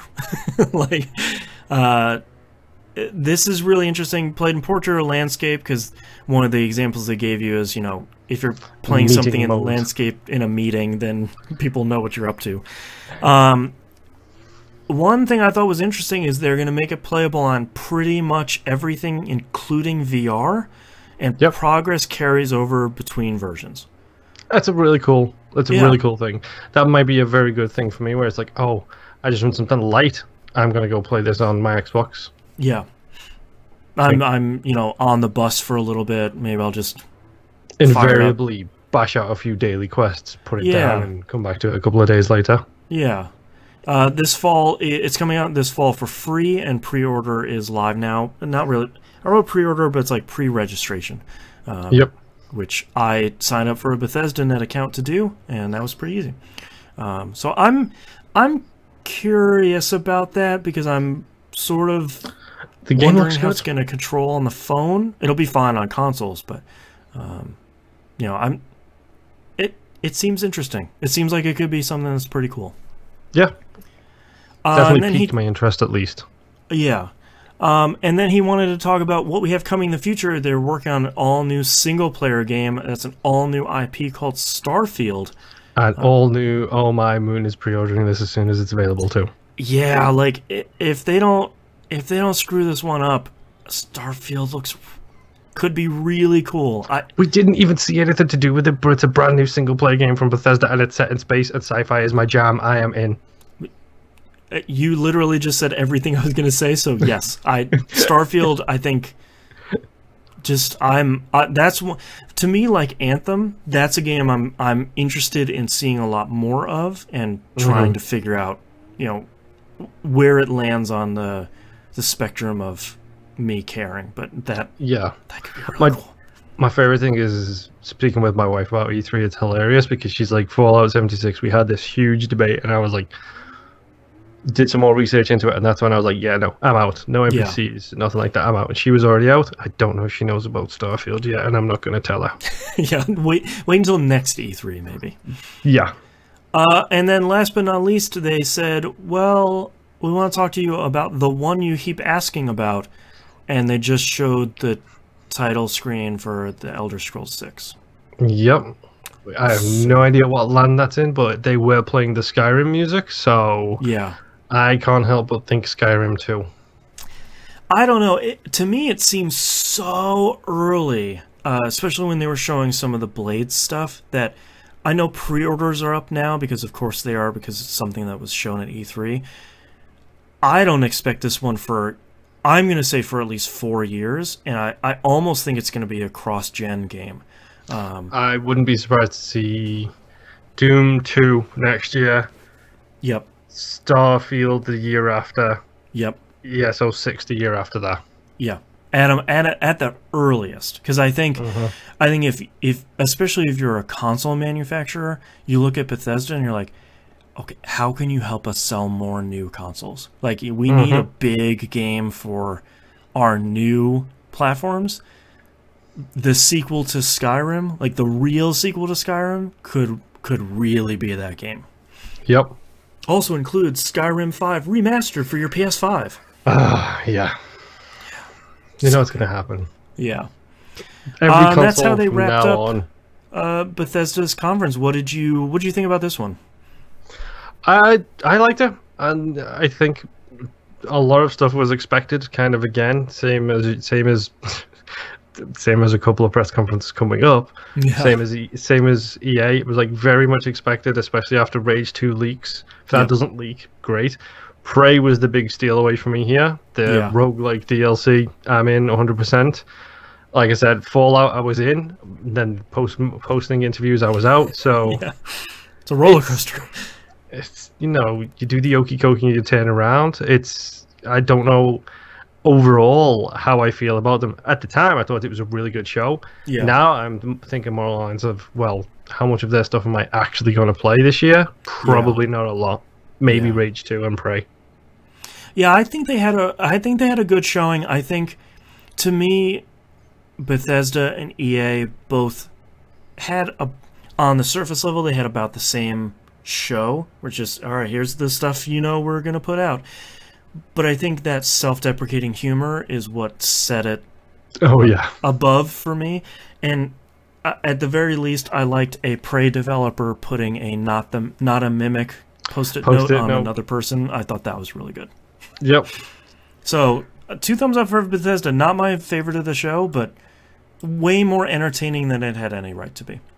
Yeah, I just love the fact that they brought the snark themselves. Like last year, they were kind of super serious, and this year they were just more along the lines of, you know what, we're just going to get hate anyway, so we might as well just get this over and done with. So, talking about crazy antics, Devolver Digital's was next. Yeah. Go watch it. It's like 20 minutes, folks. It's not that long.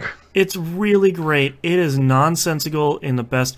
The way I always explain it is like it's like a fever dream art show. Like it's like a performance piece that's making fun of you while selling you games.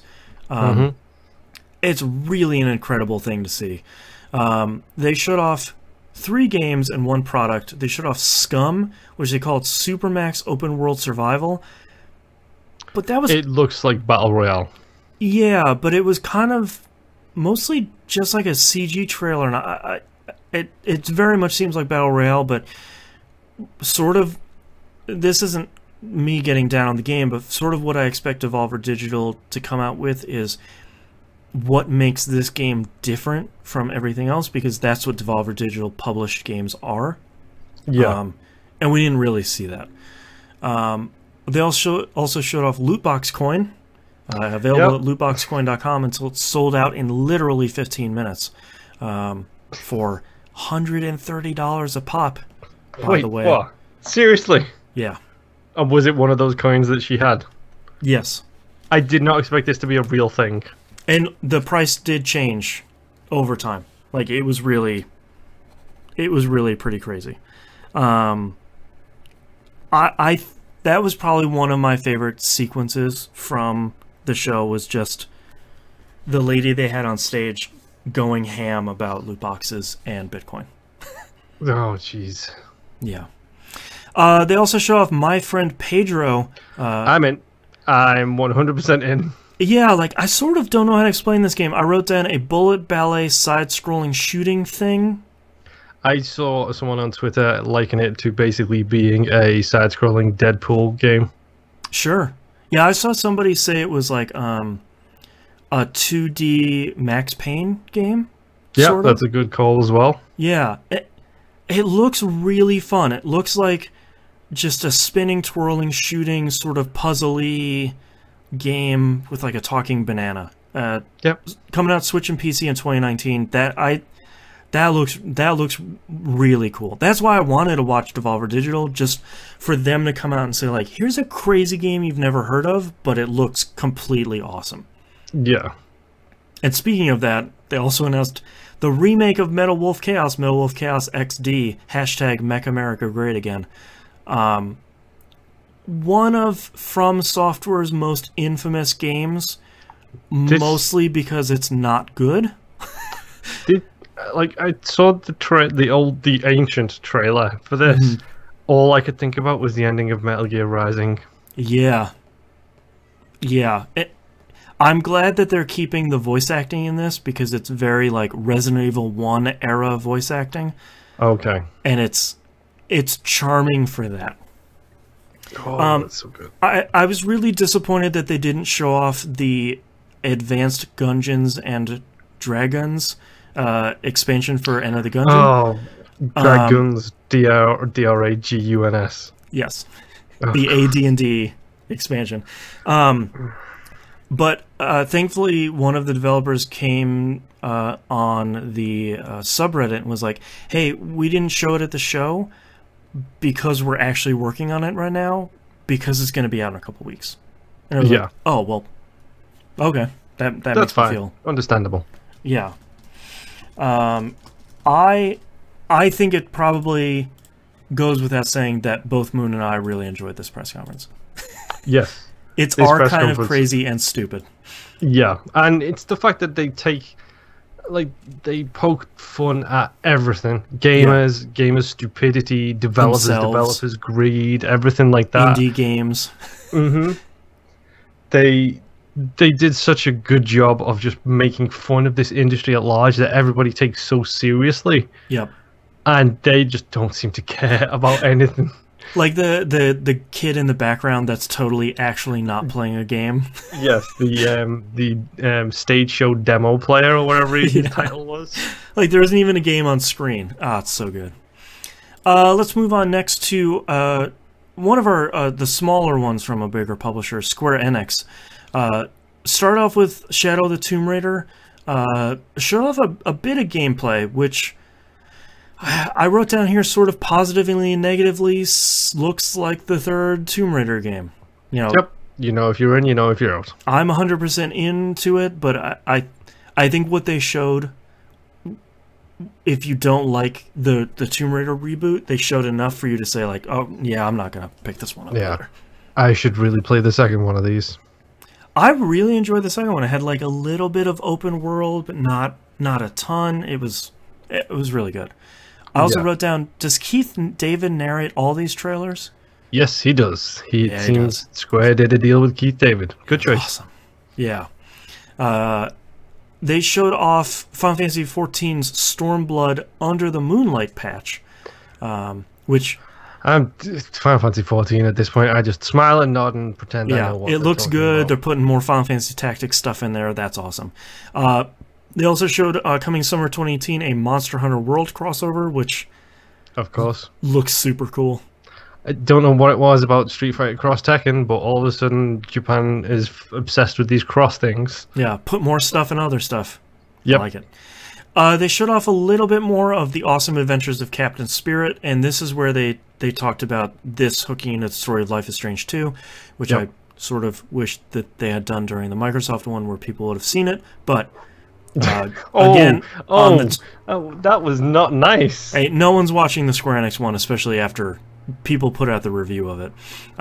But again, coming out free on the 26th, reminder, play it on your platform of choice, that way if anything carries over to the second one, you won't have to play through this again. It's not going to be that long. But Dragon Quest XI put out a trailer I really liked, which was very much like heroism and swords, and it's very serious. And then, whoops, here are the Dragon Quest monsters, still kind of goofy and dumb.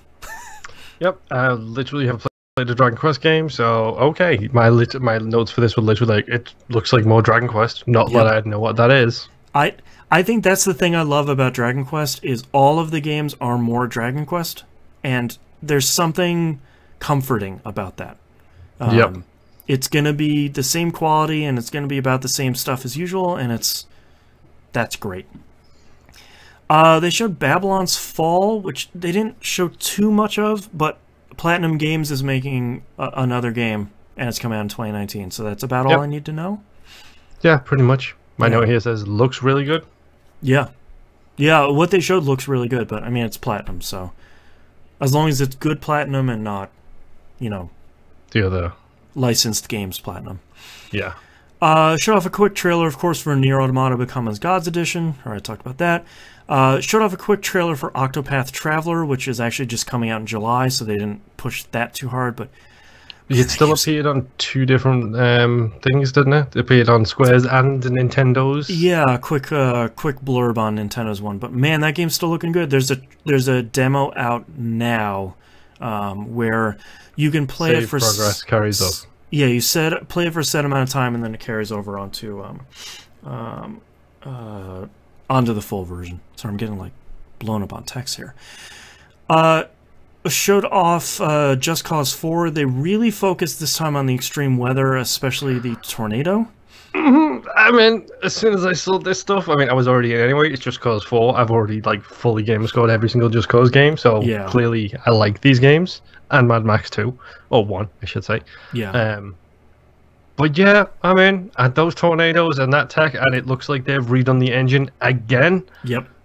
And that engine was already incredible for 3, so I'll take it. Yeah.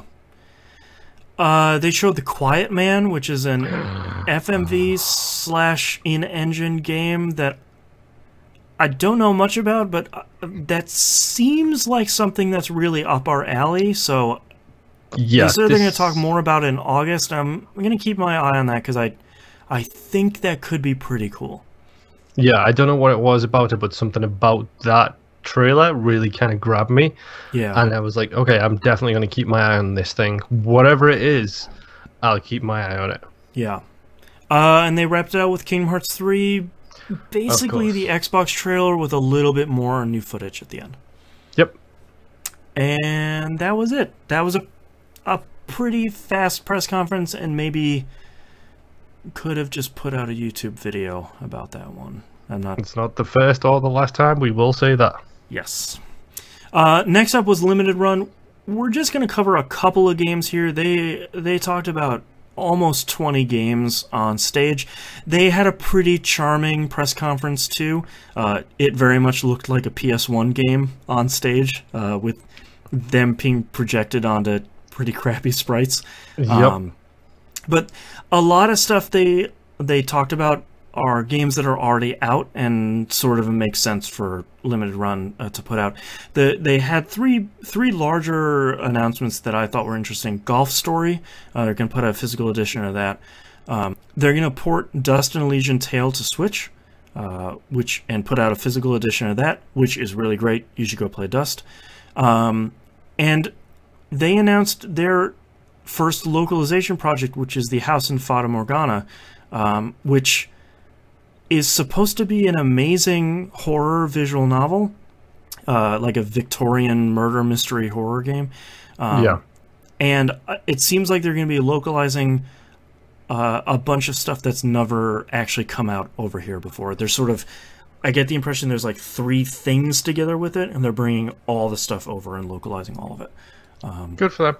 Yeah, I'm excited to see them doing more stuff.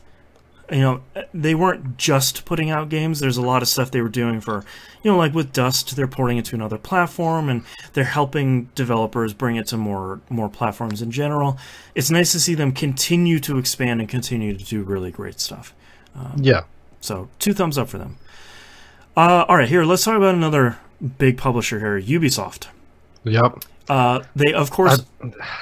I love this routine. Like they opened with another. It's so dumb and Just so Dance, stupid, and but it's so good. It's a dancing panda with a bunch of people, and they're playing "I'm Still Standing" on horns. Like Yep. It's bright and dumb, and I love it. And I will never stop loving them opening the show with Just Dance.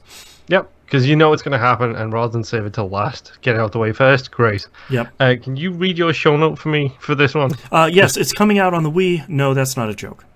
Yep. Yeah. So you can still play it with a Wiimote. Yep. Next up, they sort of tossed out one of their heavy hitters pretty early. They showed Beyond Good and Evil 2, a incredible looking CG trailer. Yep. Which I forgot. To be honest, that's pretty much all we got, though, wasn't it? Really? Yeah, I sort of forgot this was a prequel. So when they show Evil Jade at the end, I was like, okay, cool. This is great. They showed a little bit of gameplay footage while they were talking about the Space Monkey program. Joseph Gordon-Levitt came out on stage to talk about his, I'll put it nicely and call it a grifting scheme. Remember, kids, don't do spec work. If you're going to do artistic work, get paid for it. Space Monkey program will not pay you. They claim they pay you. You're not really going to get paid. So that's a pretty crappy program on top of a game that looks pretty cool. the gameplay my they notes showed for this are insane.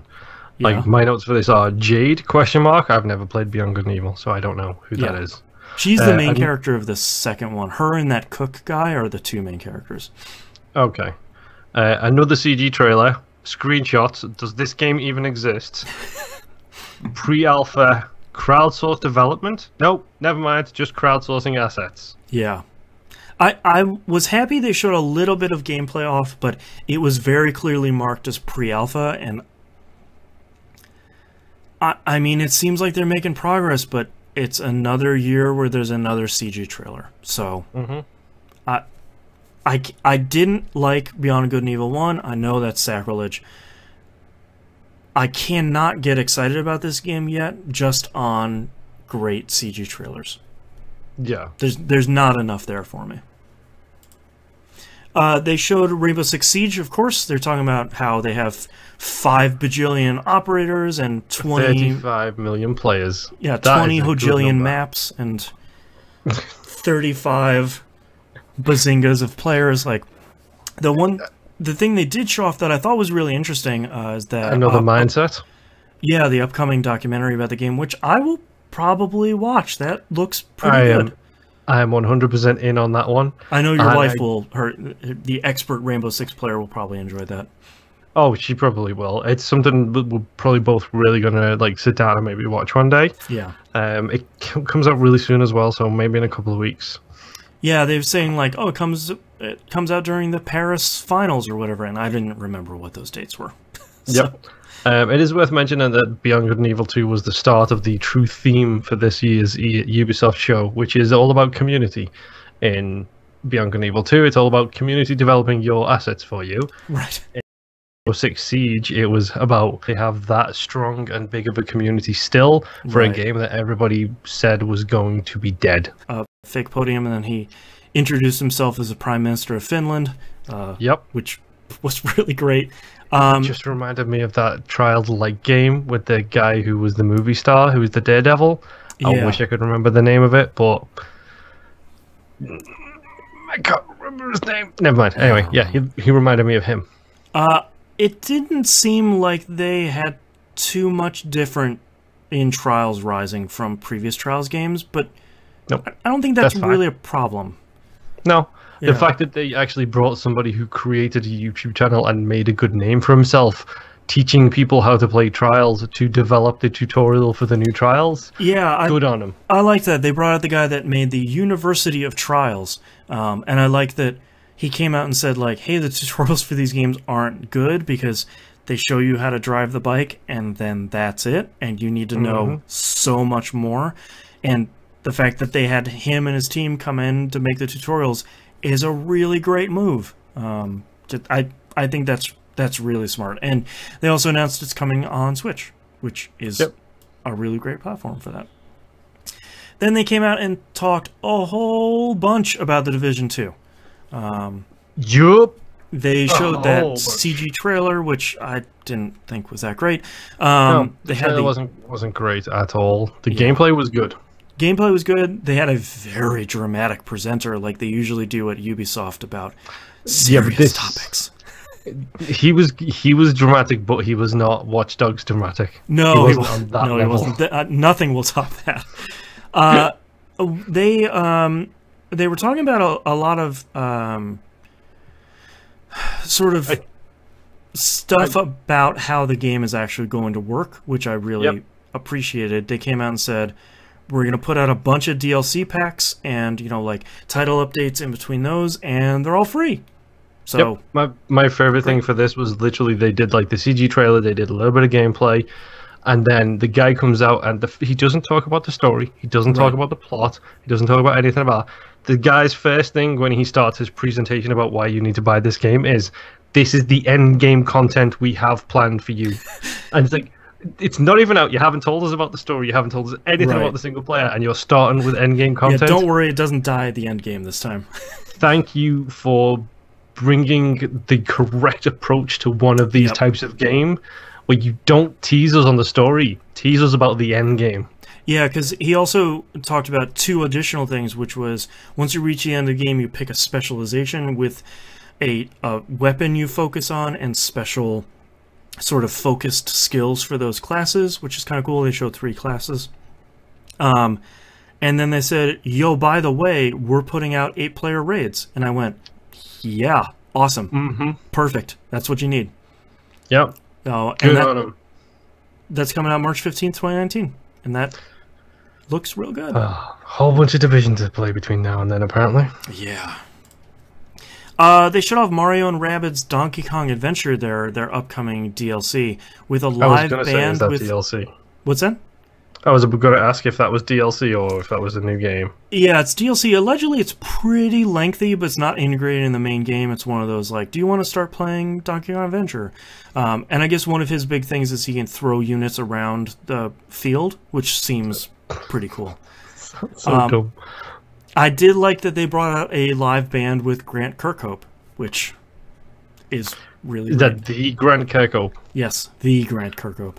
Yes. Nice. I did not like... I was going to say, I did not like the fact that the poor guy... Ubisoft had this issue where they didn't turn off the mics early enough.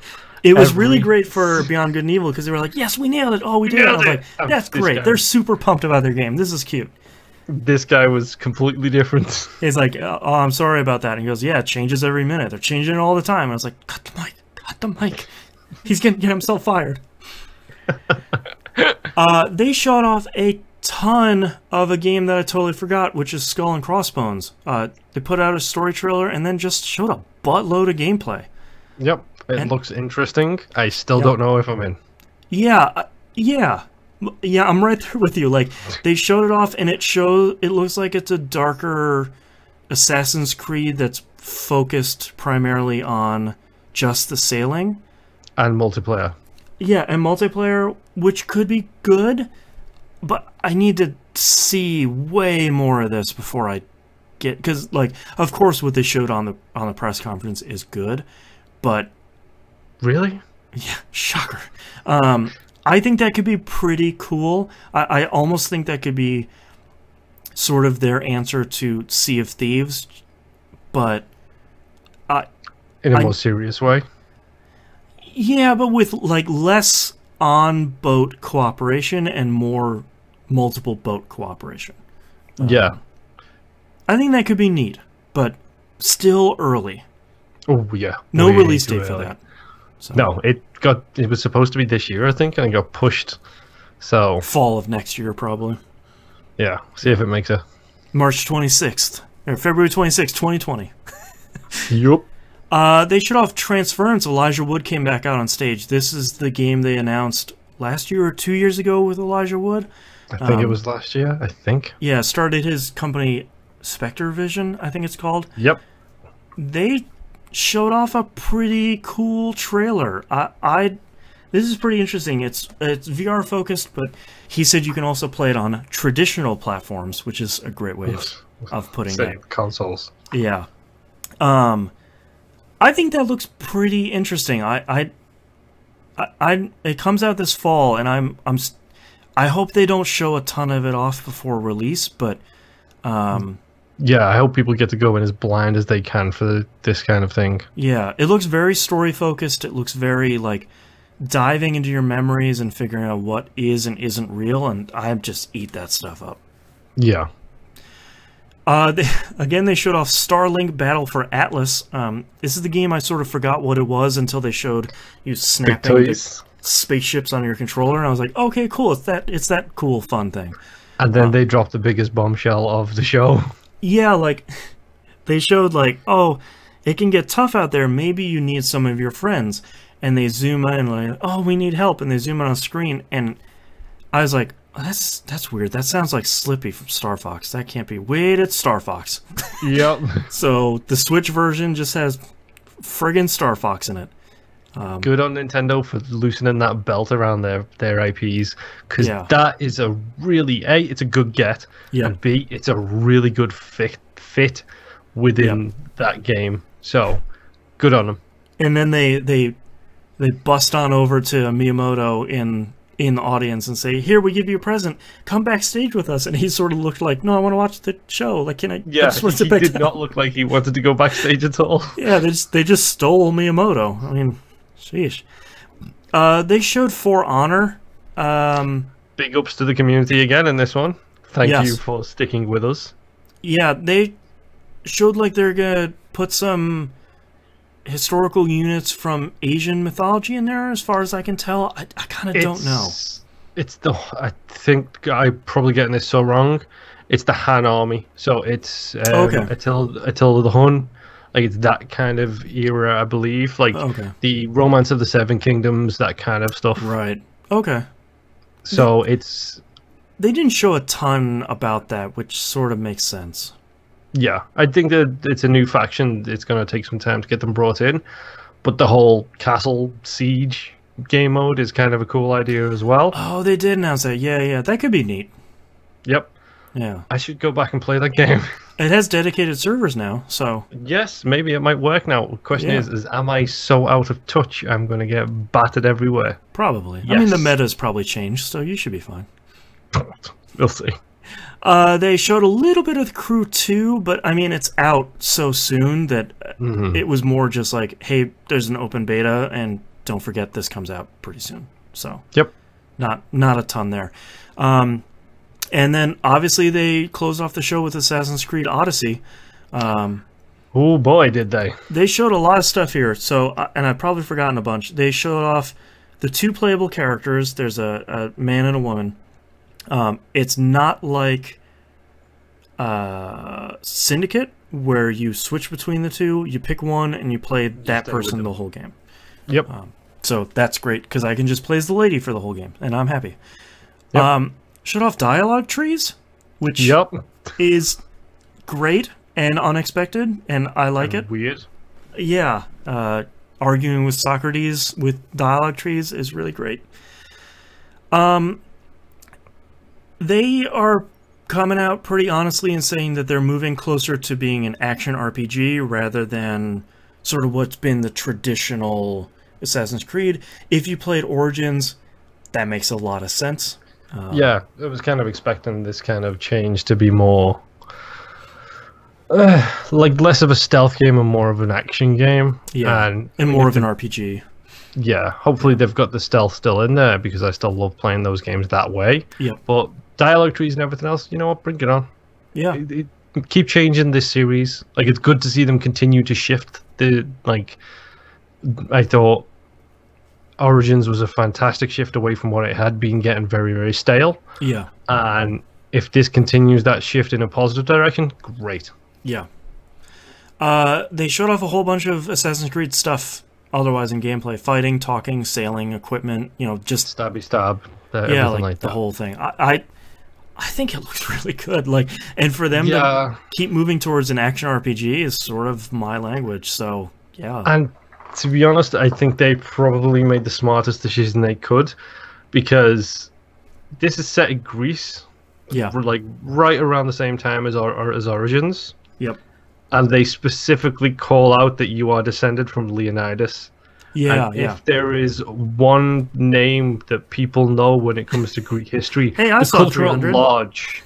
Exactly. Yeah. And when you have that kick in the actual trailer as Yep. well, it's like, okay, yeah, you're trying to hit as many people as you can with this. And, like, I think that's fair. I know a lot of people are like, oh, of course, we're going to do 300. It's like, yeah, of course they are. They want to sell 5 million copies of the game. Yep. It's still going to be good. I'm fine with that. Bring Yeah. me your Assassin's Creed messed upness into my 300 game. I will be perfectly happy. Yeah, someone wants to make a really great 300 game. Sure. Whatever. And it does look like based on the little section you see, it looks like you might be able to get to play that battle based on like a flashback or something. Yeah. So, yes. Maybe that'll I'll be take it. their Space Ladies section. Their abilities. Sorry. Their abilities section. Right, thank you. Vidi Caravella thanks you. Yes. But that was Ubisoft. How do you think they fared? Good show. I like their show, not just because, like, I think their games in general I'm not a huge interested in. Crew 2, I'm out. Transference, okay, maybe. Yeah. Skull and Bones, probably out, to be honest. to be honest. For Honor, we'll see how I feel about going back to it. Yeah. DK Adventure, don't have a Switch, not going to be playing it. Division 2, I'm in. Trials Rising, probably out. Rainbow Six Siege, already own it. You know, their games, I'm less appealed by their games, but I think their press conference was solid. Yeah. And especially after this whole ZeniMax, whatever it was, stuff has been going on for the past 5 years. It's good to see them come out and just be like, yo, we owe you guys because you guys have had our back from day one. And again, Ubisoft come out as the publisher and developer. They're all about their community, and I think it showed. Did you see what Alex Navarro said about the intro? Oh, no. He said it's the ZeniMax is finally dead celebration. So good. But yeah, I agree with you. I think they had a solid show. I think a lot like EA, they came on stage, they showed the stuff they needed to. I like that they showed a lot of Skull and Crossbones. I think that, or Skull and Bones. I never remember. Skull and Crossbones. I think that's cool. Really disappointed in a lot of the hit record stuff around Beyond Good and Evil 2. I think that is tone deaf from Ubisoft and hit record's side, and didn't explain it well enough at the show, and they haven't explained it well enough since. But I think they put out a great show, and I really like what they showed of Assassin's Creed Odyssey. Without showing too much of it, I think they got me interested in, like you said, Assassin's Creed continuing to evolve. And that I think that's really great. Now that we're on, whatever, the 50th game of the series. Yeah, it's getting up there. Yeah. We're going to do highlights of the PC gaming show here. They showed a lot of... This is the one I did not watch. Okay, so we'll do sort of a highlight here.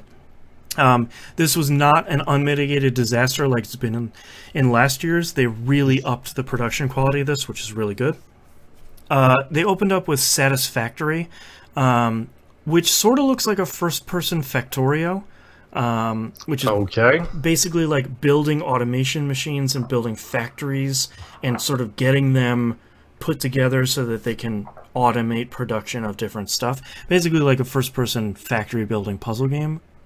Looks pretty cool.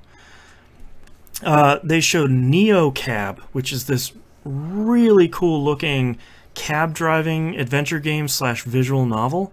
Has this really great color palette. Reminds me a lot of, you know, what some previous, before Cyberpunk 2077, some of what like 2064 Read Only Memories was doing with like that color palette. I think that looks pretty cool. Show off Mavericks, which is a battle royale game up to 1,000 concurrent players. Oh, please. But I think the bad part about them showing that is they didn't show off anything else that would separate it from the pack. They showed a lot of you know, environment, gameplay, and shooting and stuff, but it sort of just looked like a really big battle royale game, which I don't know if that's going to do it for people. Probably not. Yeah.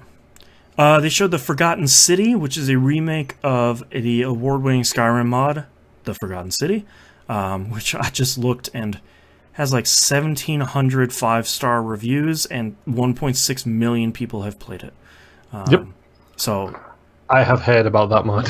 Yeah, I hadn't, but that trailer was pretty cool, and it looks like they're basically taking that mod, putting it into what I'm going to assume is Unreal Engine 4, and then massively expanding it. More endings, more characters, more stories, more stuff. So that looks pretty neat. They showed off Star Control Origins, which I was pretty excited about for a new Star Control game until they showed that it wasn't that. So it's an open world action RPG instead. So, which is probably going to be fine, but like Command & Conquer, putting a highly respected name like Star Control on a game that isn't a Star Control game is going to rub a lot of people the wrong way.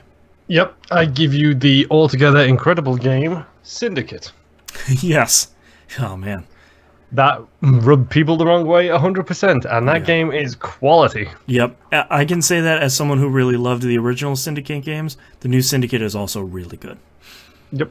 They showed off Crytek's Hunt Showdown, which they were showing a new features trailer, so I guess it's already out, and they're just updating it. I don't know. I hadn't heard about that one, which is probably tells you something about the state of Crytek, unfortunately. Showed off Archangel Hellfire, which looks like a pretty cool multiplayer mech fighting game that features fully destructible maps. So you have like mechs throwing other mechs into the side of a mountain and the mountain crumbling. Like that. Oh, that's kind of cool. Yeah, that looked pretty cool. The Sinking City is an open world adventure game. It looks like it's made by the Sherlock Holmes studio. So it looks like they're taking what they learned with those really great Sherlock Holmes adventure games and then kind of starting to make their own game out of them. They showed a little bit of Warframe The Sacrifice, which is their new story expansion, which is out now. Yep. Oh boy. Yeah. Oh, by the way, just for the record, after this E3 dropped, I think I turned on my Xbox on like Tuesday or Wednesday and had like 27 updates. Like, come on, people, don't just drop everything at once. Brand new DLC right now. It's like, great, my bandwidth cap is blown. Yep. They had a whole block of, hey, we're Sega and we're bringing a ton of games to PC, which is great. They showed Vanquish, Puyo Puyo Tetris, Shenmue 1 and 2, Shining Resonance Refrain, most importantly, Yakuza Kiwami and Yakuza 0. Yakuza 0 is available for pre-order right now. And Valkyria Chronicles 4. Go play the Yakuza games. Yep. As long as they don't screw up the port, those are going to be really great. I mean, on console, they already run 1080p 60, so on PC, they're just going to look so good. They should be fine. Yeah. Showed off a lot of Killing Floor 2. Released a steampunk DLC. They're just continuing to support the hell out of that game, and that's awesome. Yep. Next, they showed a title called Maneater, which is probably my second favorite show of the PC gaming show. You play as a shark that attaches beachgoers. Attaches? Or attacks? Attacks, sorry. Long it's show. Okay. It's hot and it's tired. Yeah. Let me introduce you to Ubisoft's Hungry Shark Evolution. Well, what I really liked about this is when the developers came up on stage and was basically like, yeah, this game is super dumb. It's an open-world action RPG where he plays the shark. We're calling it a Shark PG, which is really great. It has a full single-player campaign, and all of that is super dumb, and I'm totally into it. Is this put out by Devolver Digital by any chance? No, I don't think it is. I think it's self-published, but that certainly seems like a Devolver game. Maybe they'll just scoop them up later. Yep. And then a new publisher unveiled themselves titled Untitled Publisher. On their trailer they said, yes, that's our name, which, come on guys. They announced Bravery Network Online, which is a 2D fighting game, which sort of seems like it's a license, but I didn't have enough time to research that one. I also just realized that Giant Bomb are probably going to hate that publisher. Thanks for screwing up our wiki. I guess. Yeah. They showed off Morning Star, which started out as a farming sim game, and then he goes and uses a computer, and the whole world changes. So that seems interesting. That could be pretty cool. And it showed Overwhelm, which is a 2D platforming action game with this cool white and red color palette. That looked pretty neat too. So some of that stuff is pretty interesting. Overwhelm is available right now, and the other two are coming later.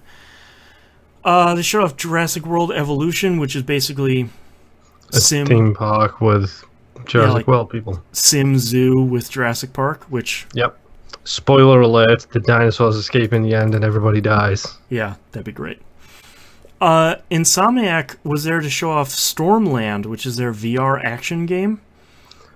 Which looks pretty cool, actually. Yep. We'll see how they do. Yeah, watching the trailer, they seem to have fixed some of the movement stuff that plagues a lot of that stuff. Show off Night Call, which reminded me a lot of This Is the Police, that sort of art style. Yeah. Like a black and white comic book style. I don't know what it's about. I almost think it's another driving a cab game, but that could be pretty cool. A lot of people freaked out about this game, Sable. This open world adventure game that looks like a Mobius thing come to life. They showed it a little bit at Microsoft, I think, as well, but I don't know what that game is, but that looks incredible.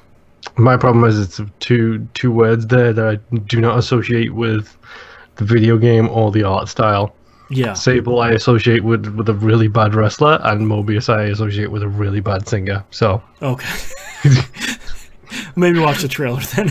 Yeah, I should probably watch the trailer for that one rather than think about anything else. They put out a trailer for a Star Citizen Alpha patch, which... Yeah, can we skip this? Because I'm done with that game. That's literally all I was going to say, because that's ludicrous.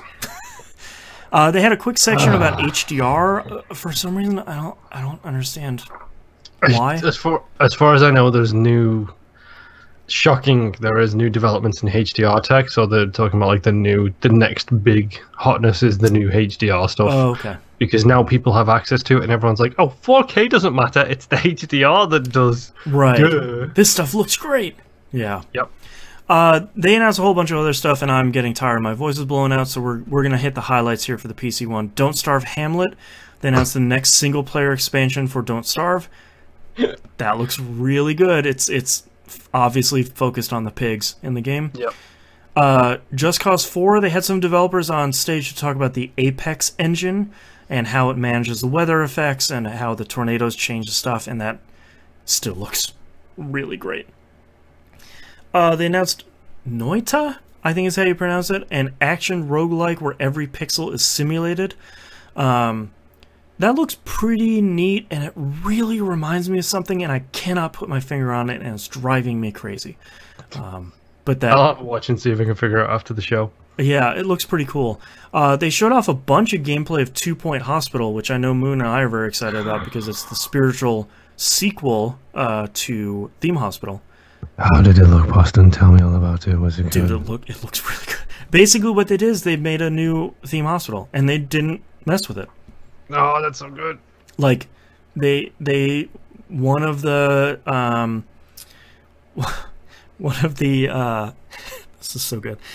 One of the afflictions that someone came in for was turtle head syndrome, and basically their body was normal, and they had like a tiny little turtle head coming out of their shoulders. That's so good. And basically how they fixed it is someone went on a conveyor belt and got strapped in one of those machines from the intro of the original Syndicate, where it spins them around in those two rings, and then basically hold them upside down. Their head pops out, and they put another head on them, and then send them on their way.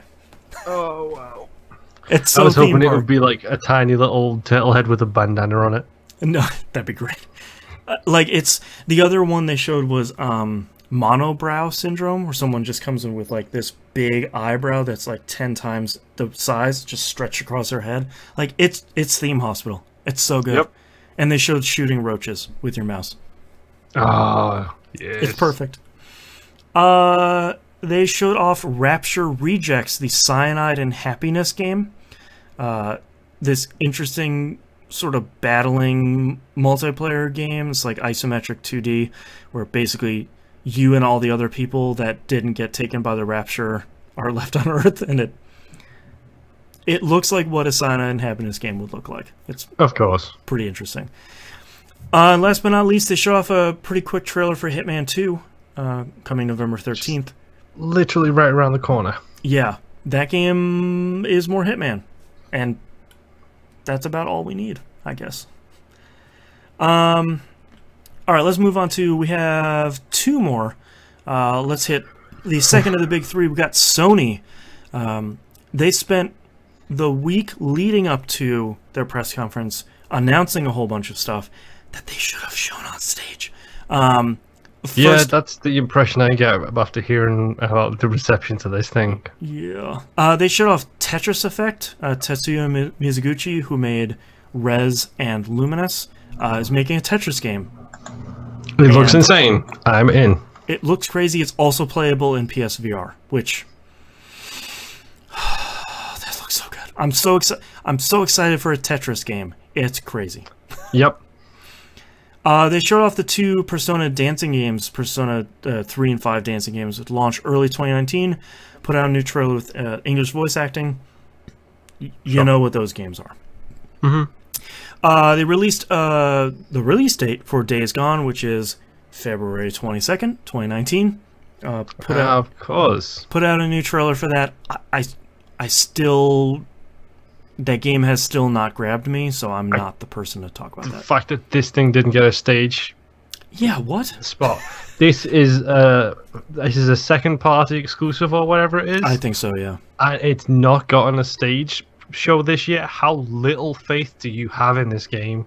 Yeah, I don't... It's so weird. It's baffling. They showed off a PSVR title called Ghost Giant, which actually looks kind of neat. Looks kind of cool. The god of a little town, and you're helping all the people. That looks pretty cool. And then, of course, they are getting Beat Saber on PSVR, because Beat Saber is a great game, and it's on every VR platform. And PSVR definitely needs stuff. Yes. So let's talk about the press conference that starts in a tent that looks like a church. Yep. That he keeps calling a church, and I did not understand what it was about, and they had a very talented... The musician that I later realized is behind the Last of Us games came out to play a banjo dirge that wasn't super exciting, and then they showed The Last of Us 2, which took place in a tent, and I was like, oh, okay. All right, now I understand. Yep. Where you're coming from. My notes here. Like, let's share crazy show notes here, shall we? Okay. This is where stuff gets really nuts.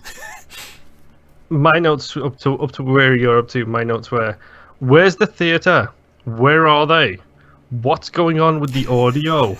Yes. Because it was super echoey and super bad. Like, listening to it was hard. Yeah. Apparently, some archives have one feed which had the audio playing twice in it for some reason. That could have been what happened to me. Yeah, very weird. And the one quote I wrote down from the gentleman on the stage at that time was, "We're not going to bombard you with a bunch of new creative this year." Right. Which I'm all for trying to do something different at E3. People have experimented with this before. Look at EA 2 years ago with their behind-the-scenes footage of all the studios while not really announcing anything. Mm-hmm. When you that's the fourth line out of your mouth is, "We're not going to bombard you with new creative this year." Yeah, that feels like a defensive stance straight off the get-go. Yeah, that's real bad. Oh no, we wasted all of our stuff on the approach to E3. Yeah. They showed off a whole bunch of Last of Us 2. They showed the now famous Smoochin' trailer, which had a bunch of gameplay in it, and I was... Last of Us always gets me, because they show the story stuff, and I'm like, yeah, Last of Us, sure. And then they show the gameplay, and it is stupid violent, and completely turns me off from the game, and I go, that's right, I don't want to play this game. I kind of really do, but I kind of really don't. I don't know how I feel about putting claw hammers into people's faces. Yeah, I don't like any of that, man. It's too much. I'm not one that's gonna be like, no violence in my video game. This is too much. And the thing that I thought that Insomniac had to defend a little bit later was some of the gameplay. Like, it looked a little too fluid, and it looked a little too rehearsed, like too scripted in the game. And they said, like, no, those are all moves you can do. And it's like, yeah, but it doesn't answer the question. It looked too good. Like, it looked too smooth. That I don't know. Last of Us, I didn't enjoy the first one, and I didn't finish it. And I already know that this is not a game for me. And I'm very happy to see so many people super excited for it. So that Naughty Dog can keep making games. I just... Mm-hmm. And then... This is where this press conference starts to spiral, because we're going to take a quick break as people move on to, quote, the next part of the experience. Correction. Yeah, he says that, or does the guy at the desk say that? I think it's the guy at the desk. The thing that I wanted to say here from Servo from the community is it's like I'm watching YouTube commercials. That's basically what we got for about the next 15 or 20 minutes. Here's the crazy stuff. They started announcing a whole bunch of stuff while people were literally walking from a tent to a theater. Yep. God of War is here, by the way. Yeah. What WTF is going on? Is this a press conference, a media event, a purchaser event, or a fan event? Are they doing a giant bomb thing? Question mark. They moved the entire crowd from one building to another during the break. What the hell? Now they're in a giant arena in a totally different spot. What's going on? But they announced some interesting stuff in between while people were walking. God of War is going to get a new game plus. Yep. Which I think is cool. That's a great way to incentivize people to go through and play through it again. Black Ops maps are Black Ops 3 maps are coming into 4, or Black Ops 1 maps are coming into 4. But if you buy them now, you can also get them on Black Ops 3.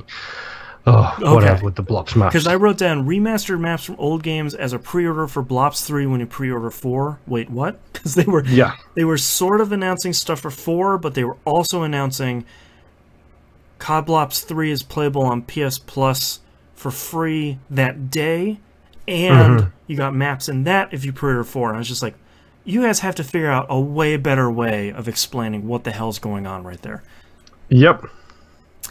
They also showed off a new story trailer for Destiny 2 Forsaken, where Cade dies. Yep, certainly looked that way. Yeah, and Bungie has come out afterward and said, no, yeah, he's dead. Like, he's not coming back. We're killing him. It's like, okay, maybe you put that on the stage? Like, nearly all of the other stuff you should have put on the stage. Oh, God. So they had a guy come out and play... pan flute. Yeah, some instrument that I don't understand, but I just saw on Twitter something really cool that he is what is internationally recognized as like the best player of that instrument and like one of the last few on the planet, which is cool, and you could have introed that because that's instead of just dumping him out on stage. Yeah, because that's interesting, and like dumping him on stage with a giant screen with flowers in the background, but that's fine. They showed off Ghost of Tsushima. Oh, by the way, my note here, a conference. That's better. Yeah, like they finally moved into, all right, now you guys are out of the tent. Like, we got the big screen, we got the stage. Here's a conference. This game looks pretty cool. I'm going to say this again this year, but I know Musin was not happy with me phrasing it this way last year. Sure. This feels like a Sony game. It's a third-person action-adventure game in an open world. Ninja stuff. It feels like The Last of Us. It feels like Uncharted. Well, I mean, like Days Gone. They love publishing character action games, and this looks like a character action game. And I don't think there's anything wrong with that. It does look like a game that Sony is going to put in their press conference. Yeah, I know.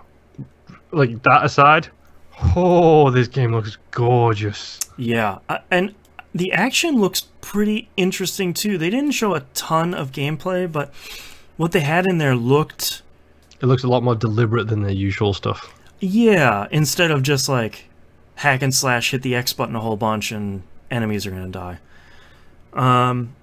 I was excited for them to show off more Dreams, but it was just a 2-second thing of a banana playing a guitar, and then Dreams did the interstitials this year apparently. Yeah, which is not a great place to show off Dreams. Nope. The thing they should have shown was the thing they showed on Twitter, which was someone made a giant buff penguin that was pooping out smaller buff penguins. And I was like, okay, cool. Now I'm interested in Dreams. I still don't know what it is, but that's great. Oh, wow. Next off, they showed Control, which is one of my games of the show. Yup. And look who developed it. Guess who's in this household? 100% in. Yeah, this is Remedy's new game, which is exactly all I needed to know about it. It's a lady that seems to control shifting rooms, gunplay, power, dreams. I don't care. I want it. Yep. Remedy has a free pass still, so... I'm sorry, but Max Payne, Alan Wake, for me personally at least, Why can I never remember the name of the games? Quantum Break. Yeah. Yeah, as far as I'm concerned, I've never played a game by them and been disappointed. So Yeah. I will take it. They also showed off the Resident Evil 2 remake. And oh boy, am I in 100% because this was my first Resident Evil game. Oh really? This was I started with the first one, but 2 is so good, and they're running it on the Resident Evil 7 engine, which already looks so good, and this game looks incredible. Are they doing first person or are they doing? I think it's third person. It looks like it's behind the shoulder like 4. Yeah, but if it's on the 7 engine as well, that engine is a beautiful engine. Yeah, I think they're keeping it pretty true to Resident Evil 2, but this was a really great announcement, and I genuinely didn't know what it was until you saw the hair or until you saw the liquor. Until I saw the hair, and I was just sort of like, oh, it's Resident Evil. What do they remake? Oh my god, it's 2. It's rookie cop Leon S. Kennedy. And Tofu is back, they've already said, by the way. Yep, everything from the original is still in there, from what I'm hearing. January 25th. Get ready to play through that game twice as 2 different people, which blew my mind when I started playing that game. So good. 2 discs. Oh, man. They showed off a game by the Rick and Morty creator and a studio whose name I didn't catch called Trover Saves the Universe. And I'm out. Yeah, man, like, if you like Rick and Morty, this looks exactly like that sense of humor, so yep, you know if you're in or you're out. They showed off another new trailer for Kingdom Hearts 3. This was yet another different one. My note here says, Kingdom Hearts 3. It's everywhere in all capital letters. Yeah, that's the side effect of it coming to both platforms is everyone's going to show it. I did love Sony's little jab here at the end of the Kingdom Hearts 3 trailer where it's like, oh, you can get this special PS4 Pro limited edition console. Yep. And it comes with Kingdom Hearts 1.5 HD Ultimate Remix, 2.8 HD Ultimate Remix, 3 all in one package, and it was like, get the whole experience all in one package. On and Sony. The thing that's really interesting is they're also selling that package digitally. So you get 4 games. You get the complete Kingdom Hearts Saga and Kingdom Hearts 3 for $99. That's a pretty cool deal. Yeah, I mean, that's a lot of, because each one of those packages has like 3 or 4 games in it. So if you wanted to catch up on this, because it's allegedly coming in January or whatever. January 29th. Yeah, you can scoop up that whole thing and Kingdom Hearts 3 for $100 and start playing it now, because it's going to take you a while. Yeah, a long while. Yeah. They obviously showed off Death Stranding. Yeah, okay, I'm sorry, where is it? The third point? Death Stranded. Yeah, your fourth point. Right. If you could read your fourth point for me here. So my third point here is, well, my fourth point here, I'm pretty out of patience with Kojima's fake trailers. Like, I just want him to show off the game and what's going on, like actual gameplay. Story's another thing, I don't really care. Or go away until it's out. Like, stop these vague, like, because what I want Death Stranding to now be. I'm torn on this game, but when I read your third point, I really want this to be like I'm in a third-person delivery puzzle game, because he always has this stuff on his back and he's like walking across a planet. I want to figure out how to get this thing from point A to point B and have Kojima's story all over the rest of it. That sounds cool, but I know it's not going to be that. Especially not after the end of the gameplay section we saw, where it was creepy baby in a jar with a flashing weird like signal light and shadows in the air. He started the trailer with the thumbs up stomach baby, and I was like, okay, well, we're going places with this one if that's how you're starting it. Yep. I don't even know anymore. So Death Stranding still looks interesting in the way that Kojima games look interesting, but I don't know if I can, like Beyond Good and Evil 2, I don't know if I can care yet, because we don't know what it is. Virtually nothing. Yeah. We've seen a little bit of in-engine stuff, but I don't know if that's gameplay yet. So yeah, but we'll see, I guess. They showed off a little bit of Neo 2, which was a very pleasant surprise of an announcement. Yeah. Getting to see them make another game is very exciting. Make another Neo game is very exciting. This is the other Ninja studio that I think Microsoft should have picked up as well. You think they should have scooped up Team Ninja? I think if you pick up two Ninja studios, you pick up Blade and Team, and you've got yourself a bit of a powerhouse there. You just hired all your ninjas? Yes, hire every ninja. Think about it. Ninja Blade in charge of the story, Team Ninja in charge of the gameplay. That's true. Yeah. It's the perfect Team Ninja Blade. They got all ninjas covering all bases. And they showed off Spider-Man. They showed off a lot of gameplay, which is really... I'm so happy they showed off a ton of gameplay. Yeah, this kind of stole Sony's press conference to me. It looks really good. I really like how they made Spidey Sense look. And it looks like a lot of fun to play. Like I don't know what else to say other than that looks like a great game to play. Yeah, my note here is Arkham Asylum for this gen, but with Spider-Man, I'll take it. Yeah, and like a little more fluid, it looks like, because the Batman games, because of Batman, it was always a little bit more deliberate. But this just looks fun. Like super acrobatic, super like you said, super fluid motions and everything he does. Yeah, it looks really, really great. Yeah, really great. And that was it. About 45 minutes. Yep. So where was the rest of their conference again? It got lost between the tent and the stage. Yeah. They did show one game on the after show that I cannot pronounce that From Software is making a cool looking VR game. But how did you feel about Sony? I think you said it, like Servo said best in Discord. It felt like you were watching like a YouTube trailer compilation. Yeah. Like, minus the guy at the church tent thing at the beginning, and the pan flute guy playing at the start of the conference section. Did anybody else stand on that stage at any point during the time from they got in there to the time when we were told it was over? Oh boy, I thought that one guy came out, like the head. I can never remember his name. He's like the guy you always see on stage, but I don't remember. I think that's the thing, is like I don't remember much about this conference, because for me this was easily worst of the show. Before it was Square Enix, but yeah, this Square was YouTube trailers. That's all Square was. Yeah, and that's fine. That's the way they want to do it. That's fine. Oh, I'm so disappointed in this, because they came before the conference. They said, "Hey, we're going to show these 4 big tentpole releases," but they didn't say that's all we're showing.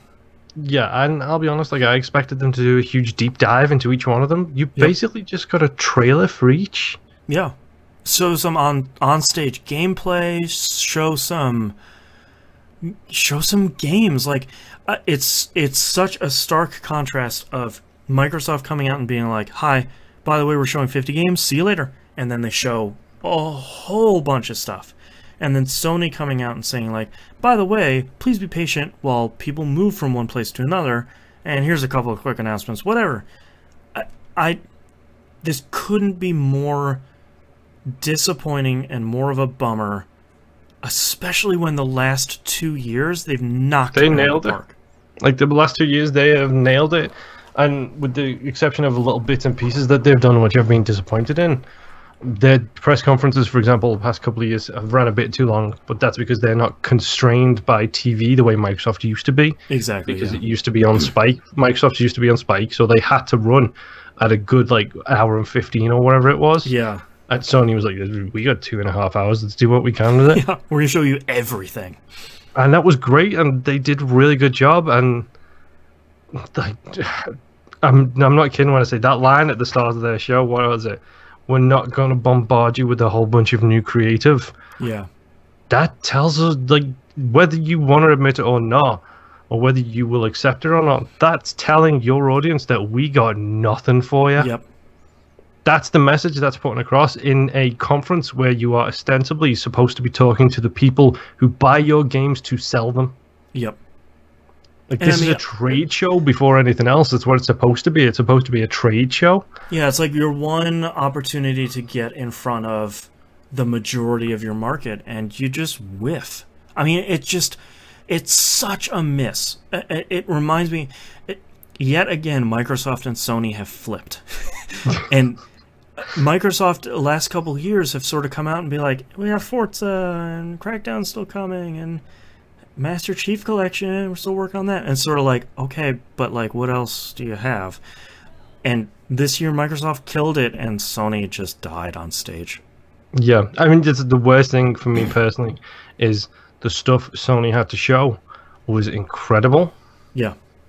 Ghosts of Tsushima looks absolutely incredible. Control was the big like steal away from me. Like, that's a huge... Show me way more of that. Yeah. Show me, maybe not so much of the Resident Evil 2 remaster. I get it. I'm already sold on that. Yeah, we've already played it. Show more Dreams. Like it's the second to last press conference, and Kingdom Hearts 3 is one of your things on the stage. Yeah. When Days Gone was pushed to a pre-E3 announcement. Yeah, why didn't we see a 10-minute gameplay demo of Days Gone? Why didn't we see a 10-minute gameplay demo of anything other than Spider-Man? Yeah. And whatever that Death Stranding thing is, like whatever that gameplay whatever that gameplay was. Yeah, not to belabor the point, but easily my worst of show is Sony. Which, yeah, shocking.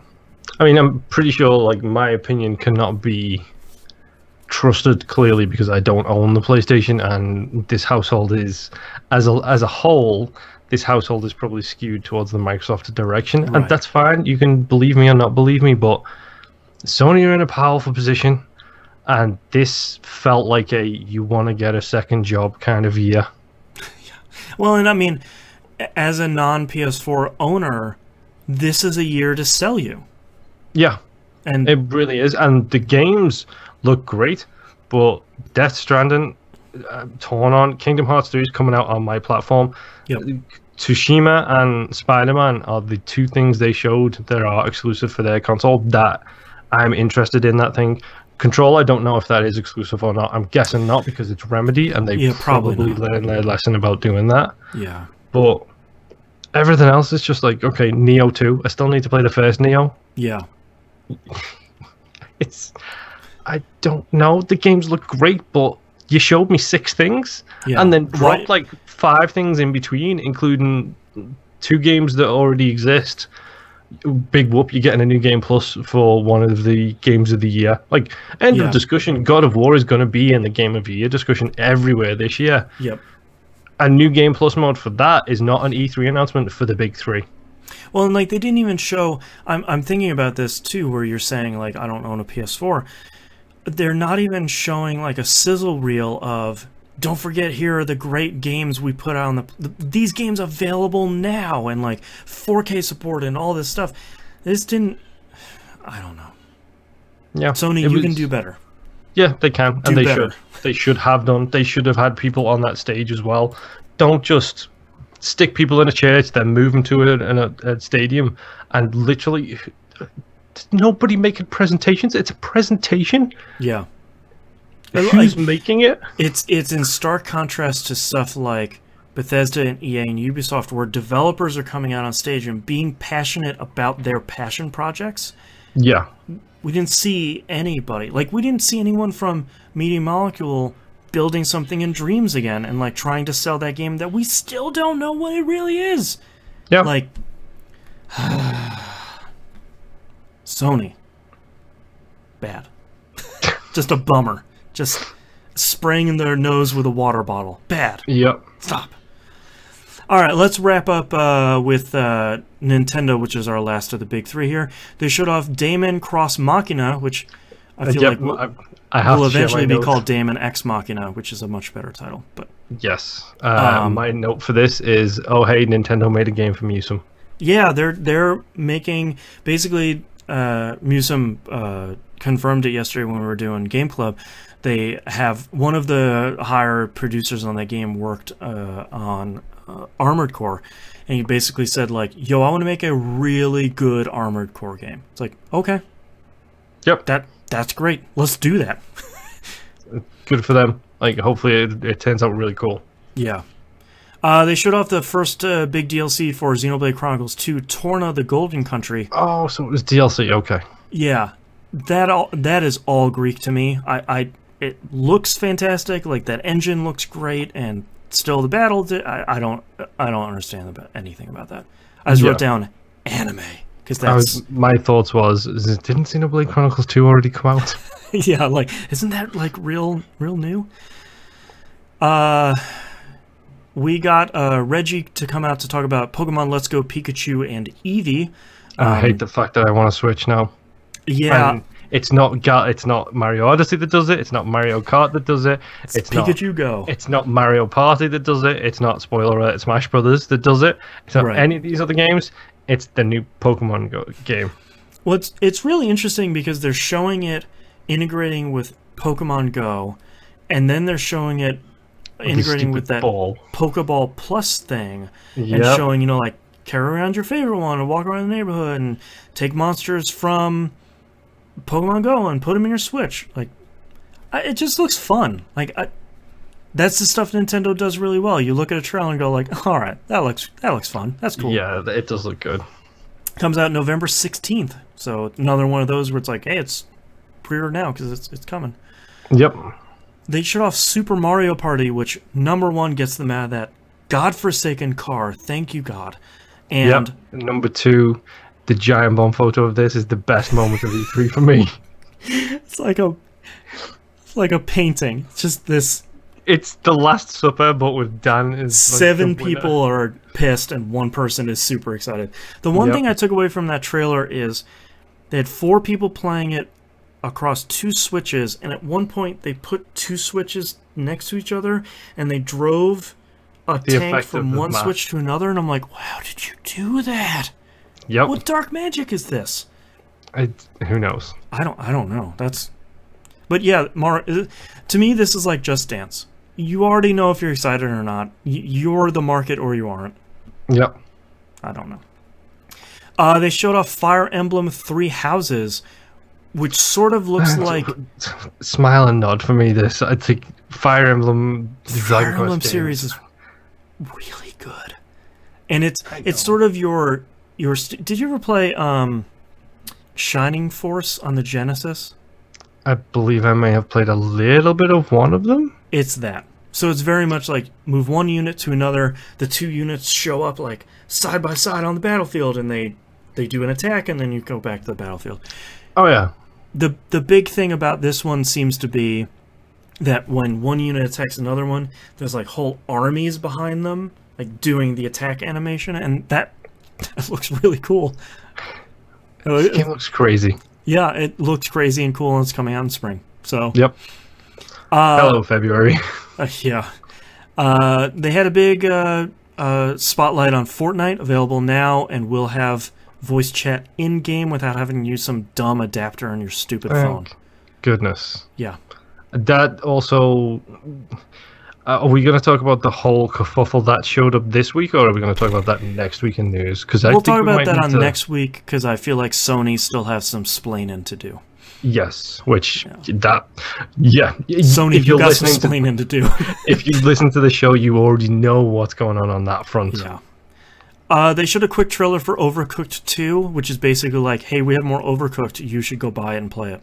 Mm-hmm. Kind of looking forward to this. I really liked that one's like haunted stage where they had somebody go into a painting and the painting goes to the other side and they get spit out. That's great. Yep. Overcooked is great. And throwing food across gaps now. Yeah. Sure. Whatever. Oh, man. Overcooked is so good. They surprisingly showed Killer Queen Black, which is a huge get for Nintendo on the indie scene. This was a very popular arcade machine, which I think there was just one of them. That was sort of two side by side. They were just sort of taking that from show to show. Apparently it's really good, and it's a really great multiplayer game, and it looks great. And they basically said the hit arcade game comes to Switch, which is great. And they sort of have improved and embiggened it, and yep, that's great. Good for them. Good for the devs of Killer Queen. They got so much so much good heat that, you know, putting it on a platform like that and getting some extra money coming in, good for them. Yep. They also said, hey, Hollow Knight is coming out to the Switch with all the DLC. Oops, it's out right now. Yep. So, yep, that reminded me I need to play Hollow Knight. And then the end of the Nintendo press conference was about 6 hours, it felt like, of... Still have one more. Octopath Traveler. See you later. Well, I didn't even write that down because, you know... It's out next month. Like, yes. And then they showed a whole bunch of sizzle reel stuff for a bunch of games that we sort of either knew were coming or, of course, they're coming. So yeah. And then they showed off, you're right, 6 hours of Smash Brothers, which on YouTube I just put on double speed. Everyone is back. Yep. Literally everyone. 64 people, I think. Something like that, yeah. 64 like characters from the previous games, not mentioning any new ones. Cough, Ridley, cough. Everyone's shut up about it now. Yeah. I mean, on the surface, it's cool that they're getting everybody back. Like, Snake is back, and... That was the big get for me. Snake's back. And it's... I think it's really cool that they're getting everybody back. It's just so much trailer with not a lot of, like, gameplay or what's changing, or for someone like me that's not... You're not deep in the Smash meta. Yeah, exactly. Like, I don't know the Smash meta, so, like, one of the big things I saw is, like, Ganondorf isn't an exact copy of Grey Wolf, and I'm like... excuse me, I think you'll find it's Captain Falcon that he's not an exact copy of. Thank you very much. But, like... it used to be Falcon Punch and Ganondorf doing his stupid punch. Even so, that's how much I'm out of the meta. It would have been nice to say, like, at least a little sizzle reel of, like, here's what's different other than Peach is back and she's attacking Kirby, and it's like, cool, I know them. Yeah, like, that's the thing is, they went super deep into the meta later on. Like, they were talking, like, they talked about all the characters and stuff like that, and then they started breaking down, like, the individual characters. And, cool. Like, they show side by side, frame by frame, like, really slowed down, like, protective shields. This is how the frames have changed. Great. Special attacks, I love it. This is how the frames have changed. These different attacks do different things depending on your condition, and it's just like they broke this down on such a level where it's like, yo, this little first 10 minutes here, this is for the regular folk. Right. This back 40 here, this is for the deep people. Right, this is for the Evo folks. You should have a look at some of the stuff they talked about, because it's minor tweaks that mean nothing to me, but I know, having listened to people talk about the TFG for so long, the fighting game community. Right. Like, they're major, huge, game-breaking changes. Yeah, where it's like, oh my god, you changed this person's animation by 2 frames and now the game is broken. That's cool. I love listening to people talk about that stuff. They went super deep for that in Smash, and it's like, okay, good on you. Can I stop this video now? Is that all of it? So that's coming out December 7th, 2018. Oh boy. And that was it for Nintendo. What did you think about Nintendo's Direct for E3? I thought it was pretty good. I was, as a fan of Mario Party and a fan of Smash. Yeah. I should really say Smash Brothers or we all know what you're talking about. But that's the problem, is I could be air quoted way out of proportion if I start talking about Smash. Anyway, as a fan of the Nintendo series, it's great. I have no interest in playing Mario Party. I don't have a community around here who I can play it with. You're not going to play it solo, because that sucks. Unless it has really solid online play, which I'm going to guess they probably Welcome don't. To Grief City, USA. Yes. You know, Smash, the exact same thing. It's like you can only play single player Smash so much before you get fed up of it. Yep. They had a solid show. If you're a fan of Nintendo, that's probably the show of the show. Yep. Or the director of the show. But it's like, okay, it's more of the same. And again, like, it's not going to sell you on the console. Like, No. if you have a Switch, it's like, all right, I got 5 things I'm super pumped for. And if you don't, it's sort of like, it's still pretty expensive. I should have a Switch, and I should have a PlayStation 4. I don't, but I should have them. Yeah, I agree with you. Like, it was a solid direct. It was direct and to the point. Haha. And it's just Nintendo coming out and doing what they do best, which is we're making great games. We're showing them very simply. Here's when they're coming out. You'll like it or you won't. Yep. You should totally go and check out that back end of the Smash Brothers stuff, though. Yeah. Like, the side-by-side stuff is so cool. I only had 2 really quick things for general stuff. 2 things that I'm pretty excited about that there wasn't a lot of stuff shown on the floor otherwise. Dead or Alive 6 was announced. Yep, I saw that on my Twitter feed. The trailer is actually really cool.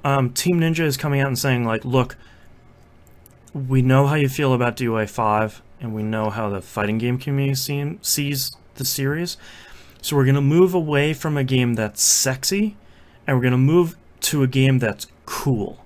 So a lot less revealing outfits, a lot less crazy stuff. We want to show everybody that we make a really good fighting game without the skin. And I'm like, do the boobs still jiggle? No. Yes! They have gotten rid of the soft engine. Thank you, Dead or Alive. I think for me, I know some people are upset about it, of course, because it's the internet. I want people to take DOA seriously, because it's a serious fighting game, but it's also like, she kicks high. Boobs. You know, like, they could never really get over the TNA of it for people to say, like, oh, this is actually a really fun fighting game. They could never get over the TNA of it because they leaned into the TNA every single chance they got. Well, now that Itagaki's gone, I think they can really pull back on that stuff, and no one's going to be like, wait, where are my boobs? Wait, you're telling me I can't control these with the right stick in the cutscenes? Exactly. Oh, God. Well, it's not MGS2, so no. That was I think it was one of the Dead or Alive games you could do that as well. Probably. I wouldn't be surprised. Probably a PSP version. It's the only place you could get away with it. Yeah. And Ace Combat 7 gets a new trailer. I haven't seen the trailer. Really interested in this one. Yeah. Did you see anything else from the show that... Literally the only thing I've seen so far is the press conferences. I've still got to go and do a deep dive on the individual trailers, and I'm sure I will get myself hype up depending on what I see. Yeah. So let's wrap out the show real quick. We've sort of talked generally and about each and every press conference. How did you feel overall about the show, and who do you feel sort of won and who lost for E3 2018? It's arbitrary to use the won and lost thing, but I mean, to be honest, I think Microsoft walks away from this a winner. I think Sony walks away from this a loser. Absolutely. Especially considering the immediate backlash after the Nintendo Direct against Sony. Again, we will be talking about that next week. Yes. But I think it's probably the 2 big winners here are Microsoft and Sony. Because Microsoft didn't push anything that's coming out this year, really. Like, they went like, here's a bunch of stuff dropping this year, but they showed why I'm happy I have an X. They showed why I'm happy I'm deep in their platform. Sony showed me 2 or 3 more reasons why I should get a PlayStation 4, but nothing to the point where I should get one right now. Yeah, like where you should put them on your wish list for when you eventually get a PS4. Yeah, it's like, okay, Neo 2 is going to be on there just because Neo is already on there. Yeah. Nier Automata is coming to my platform now, so I don't have to worry about that anymore. Like with all the DLC, so it's like you don't have to spend extra. You save 4K $10 and the X, so I'll take it. Yep. Yeah, I think Microsoft walked away with this as a good solid W, but Ubisoft's press conference was so good. Like, just their presentation, not even the games were that great, but Ubisoft put together a good solid show, showing, like, we've been talking about it for weeks now. It's Ubisoft, they seem to be the publisher about their people, both the staff and the communities, and I think their show was probably the best, but not many people are going to see it that way, so I think Microsoft does walk away with a big W. Yeah, I agree. I think Microsoft wins. I think Ubisoft and Devolver Digital are sort of in second place for totally different reasons. I liked Bethesda a lot. I think they're finding their voice at E3 after 3-4 years. Yeah, this is only like their third or fourth one. Like everyone else has been doing this for decades, apparently. Yeah, I think it's nice to see they're finally figuring it out. I feel like overall, of course, I feel like Sony lost. That's an easy one. I feel like overall E3 2018 was good. It wasn't one of those banner years where it's like every publisher and every platform holder is coming out and announcing 50, 60 games, 30 of which are coming this year. It's not E3 2016 where we're just like, oh my god, 2017 is going to be so bad and so incredible. Yep. I think we're in that sort of middle ground where a lot of developers are put out a game in 2017 and they're working on their next one for late 2019 or 2020, or potentially for the next platform. And it's sort of that calm before the storm. You know, we had the last 2 years were really great. I'm fully expecting E3 2019 to be really great. But you have to have one of those not down years, but good years. And I feel like 2018 was a good year. But not super it was solid. It wasn't too up, wasn't too down. It was a nice solid one. Yeah. But that's our episode. It's past 3 straight hours we've been recording. This is our second episode of the day. Thank you very much, everyone, for listening. If you'd like to visit us, you can do so at tvgp.tv. Moonpier is melting, and my voice is going, so we're going to wrap this out here. We'll see you for a regular episode next week. See ya. And we don't have an outro. Oh, yeah, we don't, do we? We're not doing titles. So thank you very much, everyone, for listening, and thank you for watching. We'll see you next week. Bye. Bye.